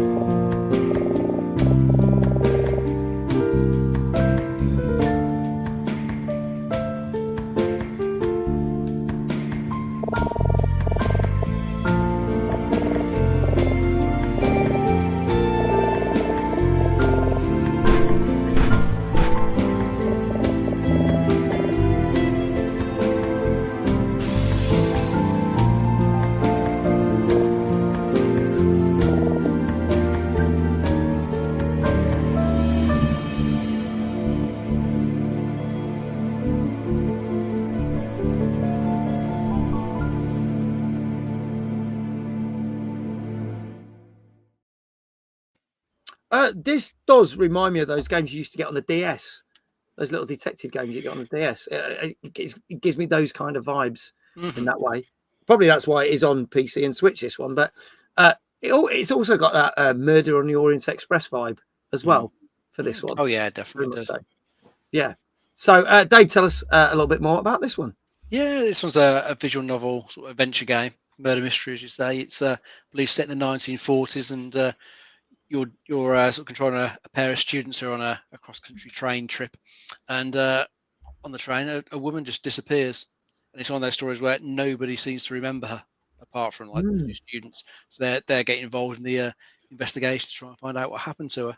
Looks like it could be an interesting game. You say it's gone for a sort of retro sort of style to its graphics. I don't think there's any voice acting, so it's all just like text you got to read. Yeah. But that isn't necessarily a bad thing. You know, it's it looks like could be quite a cool story. I like the idea of it.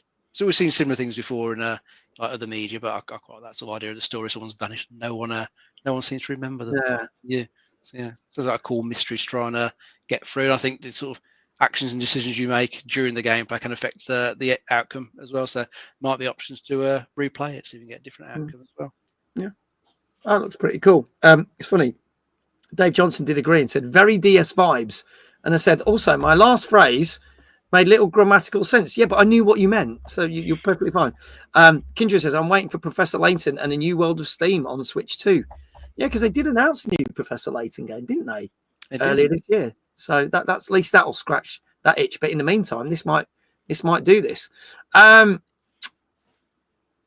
Guys, your thoughts on this detective mystery game? Gave me kind of, I mean, the only reference I've got in terms of visual novels that I like know with any familiarity was the Ace Attorney series. Yes. Yeah. This from the trailer seemed a little less ridiculous, which I don't know, could be good or could be bad. Because obviously the fact that like the Ace Attorney stuff is completely ridiculous is kind of one of the things that works in its favor. But it's good art style, seems interesting. Good missing person mystery, you know. Yeah. Again, I'm saying this like as sort of, I don't really play visual novels, but I'm not like, I don't obviously like seem to have more thoughts about them than I do about racing games. I don't know. So yeah. Okay, Will, your thoughts? No, I like these kind of games obviously because it gives you that nice chill vibe. So obviously, if you want to just sit back and relax and not have too much focus while you're gaming, it's one of those that you can just sit back, chill, play, and take through at your own pace. Yeah. So there's definitely a time and a place for these kind of games, and I love a good murder mystery. Yeah. I'm watching all the Murders at the Building. I've finished the most recent episode recently, and that was fantastic. Oh, but no, 2 to go. They got 2 to go. Oh yeah, no, I won't spoil it. But no, it was fantastic. Yeah. Yeah.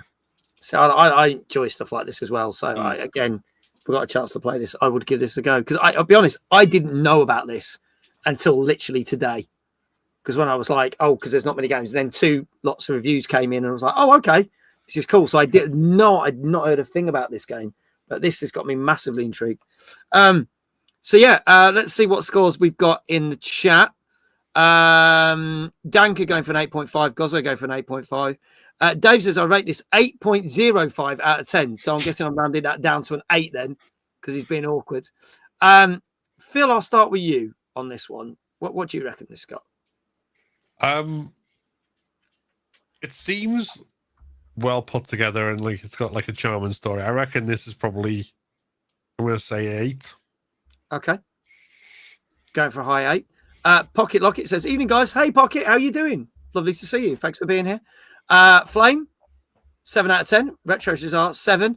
Iquel missed the trailer again, but will he get it right? He reckons it's a 7 out of 10. Dave, what say you? I'm going to try 7.5. 7.5. Okay. Kindred going for an 8 on this one. So we're getting quite varied scores with this one. And Will?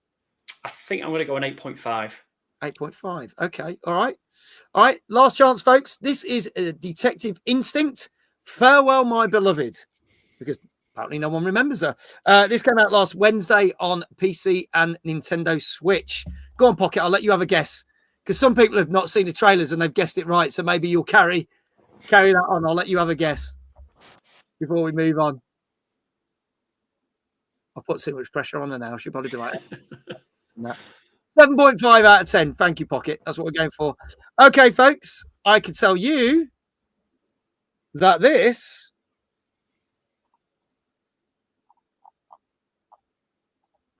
is our highest scoring game of the night so far, because this got an 8.5. Well done, Will. Very, very good. Absolutely smashed it there. So lots of shout outs in the chat for the Horror Game Awards. It is also now pinned to the top of the chat. So you got no excuse not to click the website.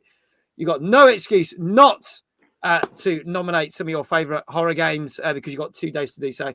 And no excuse not to find out where you can watch or even actually co-stream it yourselves. So go do it. There you go. Pocket Locker says, love the Horror Game Awards.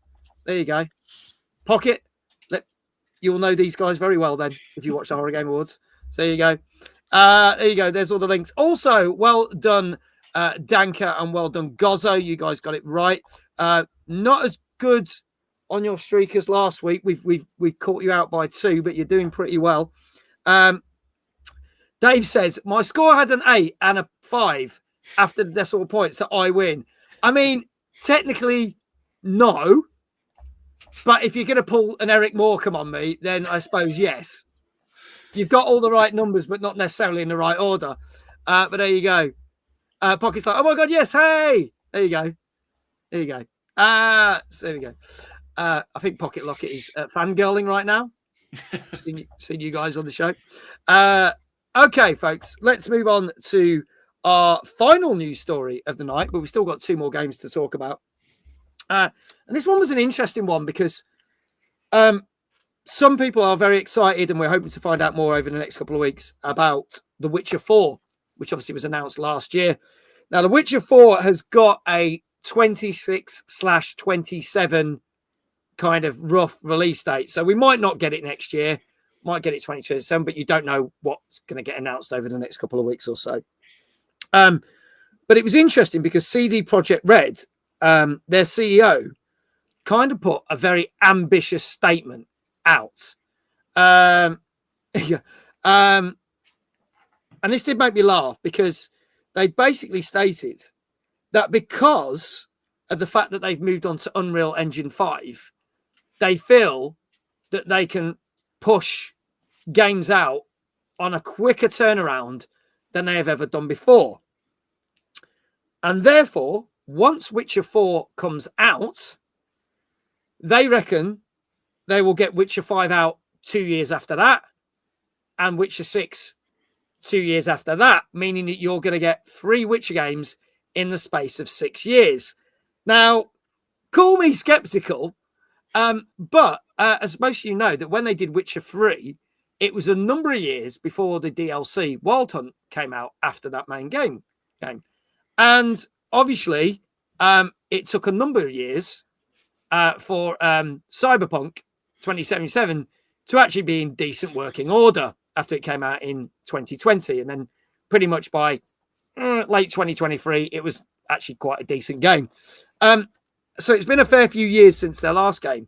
So do you think this is just a ploy to say, hey, look, check us out?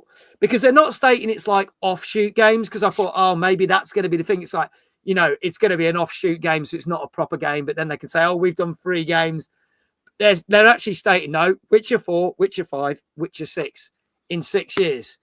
I have no faith in CD Projekt Red, I'm not going to lie, to deliver on things on time. So what do we think?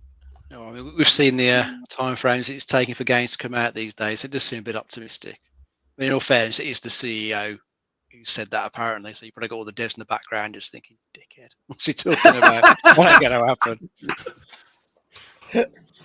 Yeah. I mean, I had a quick look to see how long it was between the last couple of Final Fantasy games. You know, the remake of 7. You know, that's like almost 4 years between the first 2 parts. Right. Yeah. We're waiting for the third. So, I mean, so they might be able to get it sort of close-ish, but it does seem a bit optimistic. 3 years. They're going to be big games. They're going to be pretty impressive graphic-wise. They're going to have a lot of stuff in them. And whilst they're using a Unreal Engine 5 now, and that's a fairly well-known engine, you know, people still have to get to grips with it, to a greater degree to really get things going. So unless they've really got things properly set out, they've probably got everything set out for the most part, for the entire trilogy.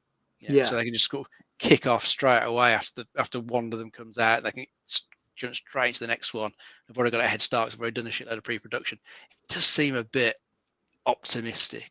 It'd be nice if it was true, because then you'd probably get like all 3 of the next Witcher games within the same console generation, which will be like the next generation on the PS6. Xbox. That'd be good. It'd be nice to get all the games on that same generation, but I don't know. It feels very optimistic the way we've seen game dev lengths just lengthening out in recent years. I mean, look, what was it?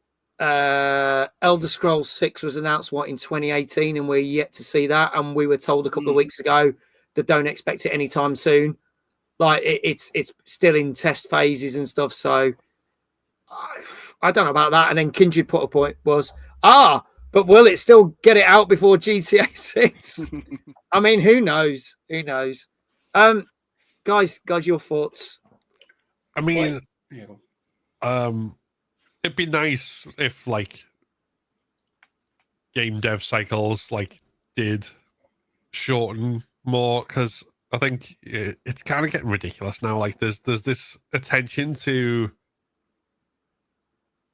details that I think, unless you're like an engagement farmer on Twitter who has to compare everything to Red Dead Redemption 2 and how the snow melts when you throw a Molotov cocktail at it, it doesn't matter for the gameplay. There's loads of this stuff that just does not matter. Games taking 10 years to make is kind of absurd when, I mean, graphically they look more photorealistic now than they did, but there's that curve has gone from this to very much flattening out. And then to have huge improvements in that, you have to have stuff like Hellblade 2, where you have to massively scale back any actual gameplay to make it look really, really photorealistic. I'd just rather get good games every year, honestly, good playable games with interesting story that you could play in about 10 hours and stuff. This and the only developer capable that I can see with a decent pipeline to make regular high quality AAA games year on year, they're always pumping something out, is Capcom. Everyone else is sorry, another half decade or full decade, and then we might have something that something might be a delay announcement. But that's it. So I don't know. No, unless they're changing the scale, or unless they're planning on massive crunch and just turning it into a sweatshop for games, then I don't know. Well, there was talks when they were trying to get Cyberpunk out the door that people were working 7 days a week, and it all came out, didn't it, a year or so after, that people were doing ridiculous hours and everything. So people weren't treated well. So God, I hope they're not doing that, because if that is, it doesn't sit well with people. But no. Will, your thoughts? Yeah, no, you'd like to think that from their experience with Cyberpunk and that whole saga in their development history, you'd like to think that they've learned from that lesson. And obviously, if they've put enough pre-writing of everything in, making it a full trilogy, writing it all ahead of time, then you can get all your VA and everything else all recorded. You'd like to think that 6 years could literally be a lot of that development for the whole thing. So, but then also, isn't there rumors of the PlayStation 6 coming out next year, or very close to that first one coming out? Yeah. So potentially could be looking at a launch title or something very close to the release of a new console, which always does good for game releases. Yeah. If that's one of the very few. So that potentially could be what we're targeting. Possibly. That could be a thing. You get games at launch pretty much quite near consoles at release, and they tend to do very, very well. Even for some slightly obscure ones. I mean, I know it's not obscure for the bigger market, but if you look at with the Xbox Series X and S and PS5, Like a Dragon that came out did brilliantly, and it kind of had an even bigger mass appeal. And then Kindred says, "Oh, but the problem is, will it be backwards compatible though, or at least on boot?" Well, that's the thing. And if you it'll be both gens, I bet you, because this generation will go on way into the next one. Because people aren't going to jump and get a console straight away. Well, no, the companies will be looking at it money wise. So across both platforms, they'll actually there's more. People won't be able to jump onto the PS6, the next Xbox straight away. Yeah, especially if they've already bought a PS5 Pro or whatever. Yeah, exactly. PS6 next year would be nuts. It doesn't feel like it's generation. I think it is massively stalled, and I think that the timeline, they've just shortened the timeline on this one. I really think they need to give a few more years really to these generations. They've not actually had any fair chance. So, but there you go. As and when we find out more about The Witcher, and who knows, maybe in 6 years we will be going, damn, they showed us they put out games in 6 years, or we'll be sitting here going, well, Witcher 4 hasn't come out in 6 years. We'll have to see what happens. So stay tuned over the next 6 years to find out what happens with that installment. There you go. People are unlikely to get a PS6 if it falls around the £700-800 mark. Yeah, people ain't going to spend that. It's crazy, but there you go. Let's move on to our last two games of the night. A little bit more of a detective mystery one again, with a splattering of horror in this one as well. This came out on Thursday on PC, Xbox Series X and S, and PS5. And this is The Last Case of John Morley. Let's have a look at this one.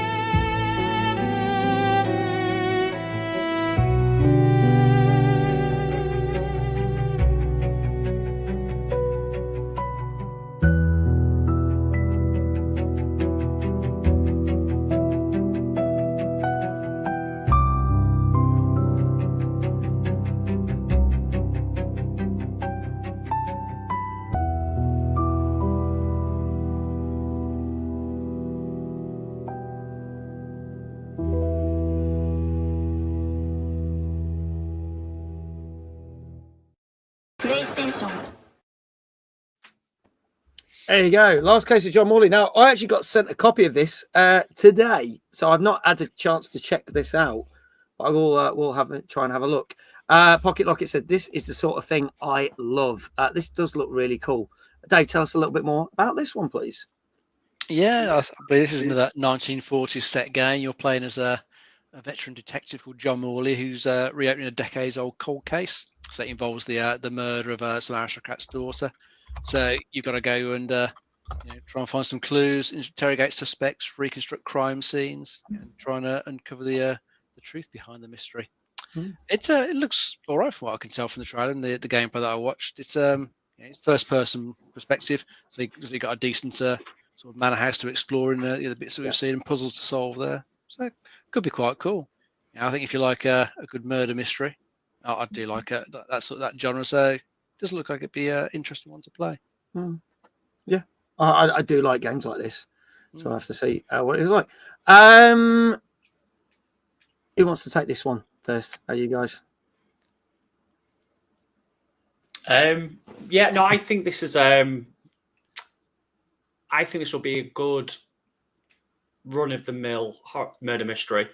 Okay. It had a bit of a Tormented Souls vibe, I think, from first person. Yeah. I kind of got from that. Yeah. Which is always good to get that kind of vibe. But I think it would be a good game, because I know Indigo Studios, they've put out very similar games in the past, and they've always done quite well. So no, it definitely looks promising. Okay. Apparently it's only a tenner on Steam right now, so if you want to get it bargain. on PC. Bargain. There you go. Phil, your thoughts?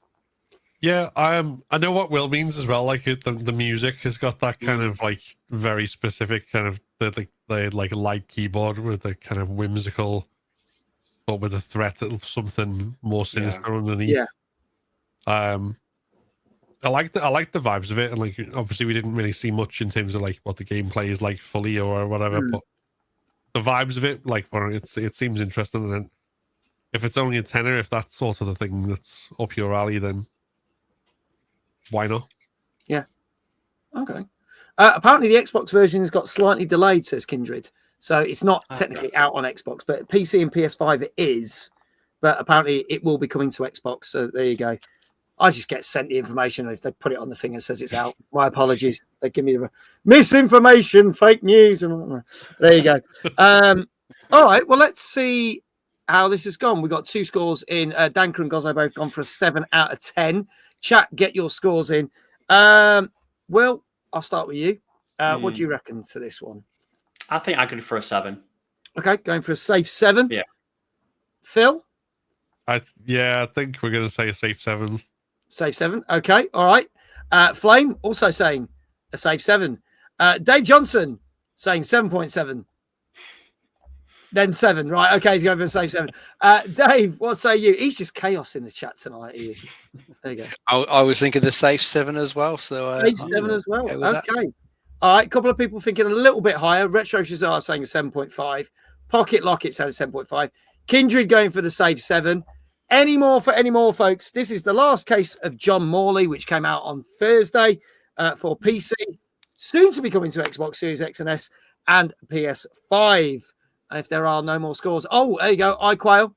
The Steam description says it's about a 3-hour game, so it's not too long either. So if you want something you can just dip in for an afternoon, there you go. iQuail saying a 7. Dave and I are similar-minded. Worry Mag. That's mine. Yeah, to it.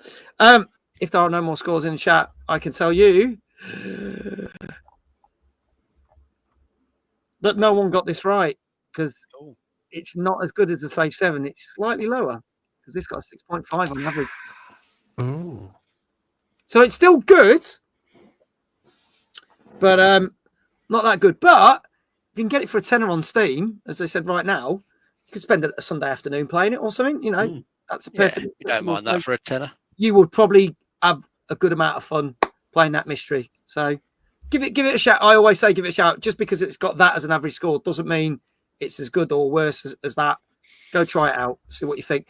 Maybe if I can cram it into January, because I have been sent a copy, I will give it a try myself. Maybe in January, we'll see. Depends how many other things I get thrown at me. But yeah, but we shall see. It's crazy that I'm trying to plan out games for January. So there you go.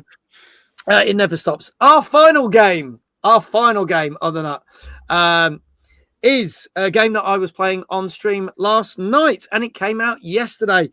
This is out on Switch, Switch 2, PS4, PS5, Xbox Series X, S1, PC, and is available on Game Pass, and is our second of our side-scrolling beat-em-up games. And this is Marvel Cosmic Invasion. Let's have a look at the trailer for this.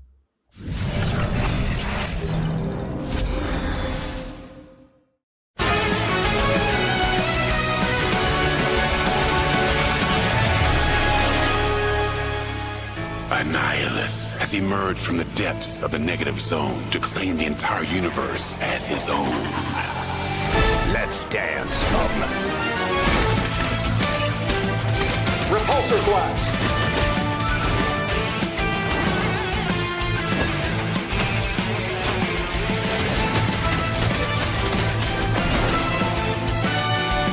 Good old team. Go forth, spirit of vengeance. I'm fired up.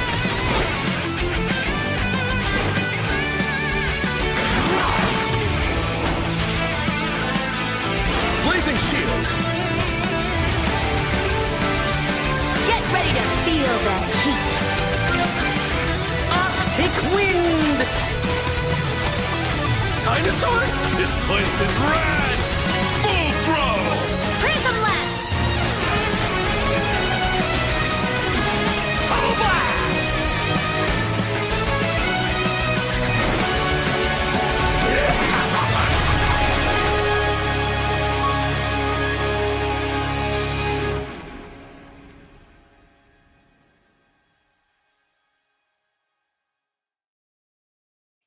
There you go. So I played this last night. I had a lot of fun with this. I'm not going to lie. It was really good fun. So if you want to catch up with the stream, it's there on Twitch on the VODs. But Dave, tell us more about this beat 'em up. Yeah, so it's a retro style beat 'em up set in the Marvel universe. I believe Annihilus and has come to try and take things over. So you've got to pick your favorite Marvel hero from 15. Looks like there's a good sort of spread of heroes as well. There is, Not just like the classics. There's a few other good ones in there as well. And I think you get to like pick a team, don't you? So you get to pick a couple of the characters and then switch between them, during the fight. So they get to sort of team up. I think there's some sort of combos that you can do with them. So depending on who you pair, there's different sort of combos that you can do. But it looks like a pretty decent sized scrolling beat 'em up to me. It's from I think the Devis Tribute Games. He did the Ninja Turtles Shredder's Revenge, which was a very good game. Yeah. Really enjoyed that one. I don't think this one quite hits the highs of that one from what I've been reading, but it's pretty close. So it still sounds like it's a good game. And as it was mentioned, it's on Game Pass, so you can just jump straight into it there and have a go. But I think if you're playing on a different platform, it looks like it'd be worth getting if you like this genre. And the fact you can get your mates and as well up to 4 players, it's like it'd be a pretty good chaotic fun. So look at this one. Yeah, we did have a little bit of it. I played a fair chunk of it by myself, and then Iquel jumped in and we played some stuff together. And it does make it a lot more difficult. They chuck a load more enemies at you. But what's funny is Kindred said, as long as Iquel doesn't leave Mag all alone to the boss fight and join someone else's game. True story. He somehow got warped into someone else's game. So I thought he died, but he just joined someone else's game. I was like, oh, but there you go. Fair enough. But there you go. But yeah, I thoroughly enjoyed this. And yeah, as Dave says, there is a good roster of well-known characters and also ones that you're not familiar with. And there were some that I was not familiar with at all, and some to unlock. Again, like the Terrifier thing, there is a boss rush mode. There are an arcade mode. There's 15 levels in total in the story mode, but I couldn't tell what was different with the arcade mode. But when reading up on it, there's actually only 12 levels, and it cuts a lot of the fat out of it in that respect. But I found this a lot more challenging than the Terrifier game. We didn't finish it on stream. And there was one boss that was tricky. And I think finding out which characters are good with what levels is how you get through it, because you could try and just go for it with the same character. And I started to find that doesn't work. So they're different characters are selected for different levels, which is nice. But yeah, who would like to speak about this for our last game? This, I think, looks like a lot of fun. Like it, if it's same devs as Shredder's Revenge, which again I enjoyed. Yeah. And it just like everything about it just kind of pops, like when you're looking at it and watching like that on the trailer and stuff. So, particularly if it's got challenge to it, because I think what you were saying about the other one, the Terrifier one, like being like you basically beat it in one go. Yeah. It's kind of, that's not really what you want from this kind of game. You want something that's gonna like challenge you and like be a bit tough and all that sort of stuff. So yeah, that I especially if it's a good reason to actually remember that I've got Game Pass and boot the Xbox up occasionally. I might have to give this a go. Okay. All right. Will, your thoughts? Yeah. No, it seems to have that perfect combination, doesn't it? It's got a really great art style. Looks like the gameplay's really fun, and the soundtracks from that trailer was really good as well. So yeah, no, if it's definitely a game type that you're into, then it's definitely going to be a good one, I feel. Yeah. Okay. All right. Well, let's see what people say in chat. This is your last chance to get shout outs in the channel. So let's see people are saying. Dank says, if this ain't an 8, I will yell at the screen in disgust. Iqual says, I think it should be a 9.5, but I guess it actually got an 8. Gozzo says an 8. Retro Jazar, an 8. Kindred says, I want to say a 9. So you're saying a 9 or not saying? He says, I want to say a 9. I'll start with Phil for this last one. What do you reckon this got? Well, I'm going to be optimistic on this one and say 9. Okay, going for a 9 out of 10. All right. Dave, what say you? I'm going to go for an 8.5. 8.5. Okay. Will? Yeah, I was going to go 8.5 as well. I think it'll be a tie with the other game we had. Okay. All right. 8.5. Dave says 64 because 8 times 8 is 64. 8. Gaming logic, of course. Yes. Why not? Flame, 8 all the way. Kinji goes, fuck it. I will say 9. There you go. Pocket, 8. Any more, folks? This is Marvel Cosmic Invasion, which came out yesterday on Switch, Switch 2, PS4, PS5, Xbox Series XS1, and PC, and is available on Game Pass. I hope this isn't an 8. No, he's just said that. I can tell you that the reviewers said, yes, this has performed far better than that Terrifier game. However, as Dave said, doesn't hit the dizzy heights of Shredder's Revenge. And even though it has got the roster of different characters and different challenges that you can do but the replayability on it is good, but not as great. And therefore, some of you are going to be disappointed with this. This got a 7.5 average. Definitely lower than expected. Yeah. Now, it did get some really good reviews that were slightly above that, but majority was like that. And I think IGN, GameSpot, GamerRanks, they all gave it a 7. They all said the same thing. It's great, but it's one of those games you'll knock out in a weekend. So there you go. So you go. Polish my optimism. I know. But I think it deserves higher than that from what I've played, and I'll hopefully finish it at the weekend and see what I think. So again, I don't always agree with what's on this. Danker is probably shouting disgust at the screen right now. Kindred says, "Oh wow, didn't think it'd be that low." And Dave Johnson is saying, "Thank fuck," because he doesn't have to do all the shout outs now. So there you go. Always the silver lining, eh? Yeah. Icon says, "I think this game will be a little bit understood." Yeah, and I also think the problem you got a studio that made an amazing Turtle sequel. So now that is the benchmark. So if it's things that are slightly different, there you go. Icon says, "I think the mechanics are quite deep." Yeah, because finding out which character works for what and which block and which dodge and which works with what boss is better I like that. That made me think about who I was going to use. But not everyone clearly got it. Some of us just thought it was a thing. But it's far better than the Terrifier one. There you go. But sorry to the people who sent me Terrifier. I enjoyed it for the afternoon, but it's not as good as that. There you go. So there you go, folks. No shout outs on that one, unfortunately. But there you go. And that, we're a little bit late, but there we go. That is our end of our show. So thank you so much. Can we get a shout out for the Horror Game Awards in the chat? Now, go click that link. It's pinned to the top of the Twitch chat. And as you said, you've got 2 days to get your final nominations in for the games. And also, if you want to consider co-streaming it, you can also still apply. You've got until Thursday for that as well. If you want all the information on the event, where to watch it live, it is on there. Guys, want to say anything else about the event before we wrap up?